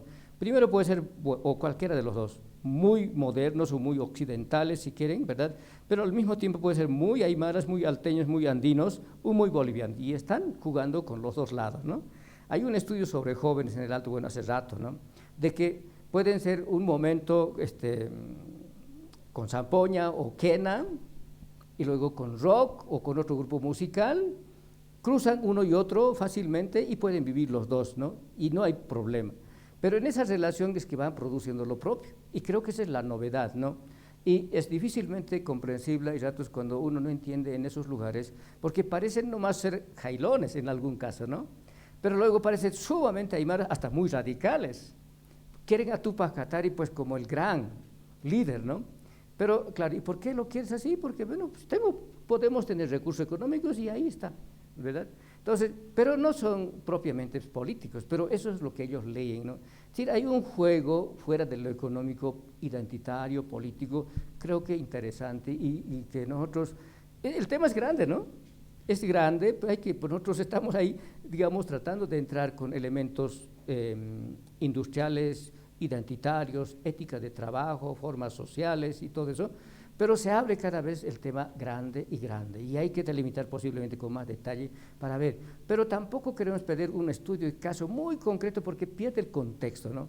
Mirar todo eso, sus relaciones, nos parece interesante porque hay producción bibliográfica ya sobre eso, ¿no?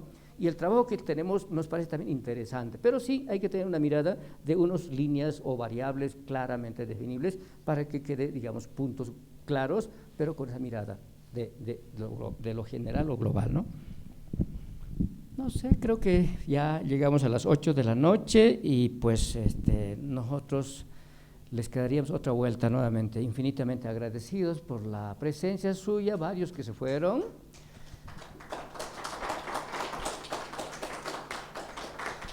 Muchas gracias nuevamente. Y pues mañana estaremos aquí a las 6 nuevamente, pero para hacer un debate de carácter más, ¿qué llamaríamos? No sé, no quiero ser así como más teórico, más de perspectiva de lectura de estos mundos. ¿Cómo lo estamos leyendo, no? ¿Desde qué perspectiva? ¿Qué corriente, no? Si Weber o Marx o otra corriente, ¿cómo le vamos a llamar todo esto que estamos haciendo? Porque hay un debate que está en el ambiente. ¿Es burguesía chola? ¿Es nueva burguesía aymara? ¿Es una élite aymara? ¿Es una clase media emergente? ¿Es Jamiri? ¿Qué es lo que estamos observando? ¿Cómo lo leemos? Desde nuestro punto de vista decimos Jamiris, ¿no? Y vamos a definir qué es eso, ya lo adelantamos ayer. Pero el debate de que si es una burguesía y no otra cosa, acumulación de capital económico, ¿cómo lo vamos a leer? ¿Verdad? Es un desafío, por supuesto, teórico, metodológico. Mañana, con algún elemento más de esto, lo vamos a dedicar a ese aspecto. Pues nuevamente, reitero, muchísimas gracias por su presencia, pues que tengan buenas noches.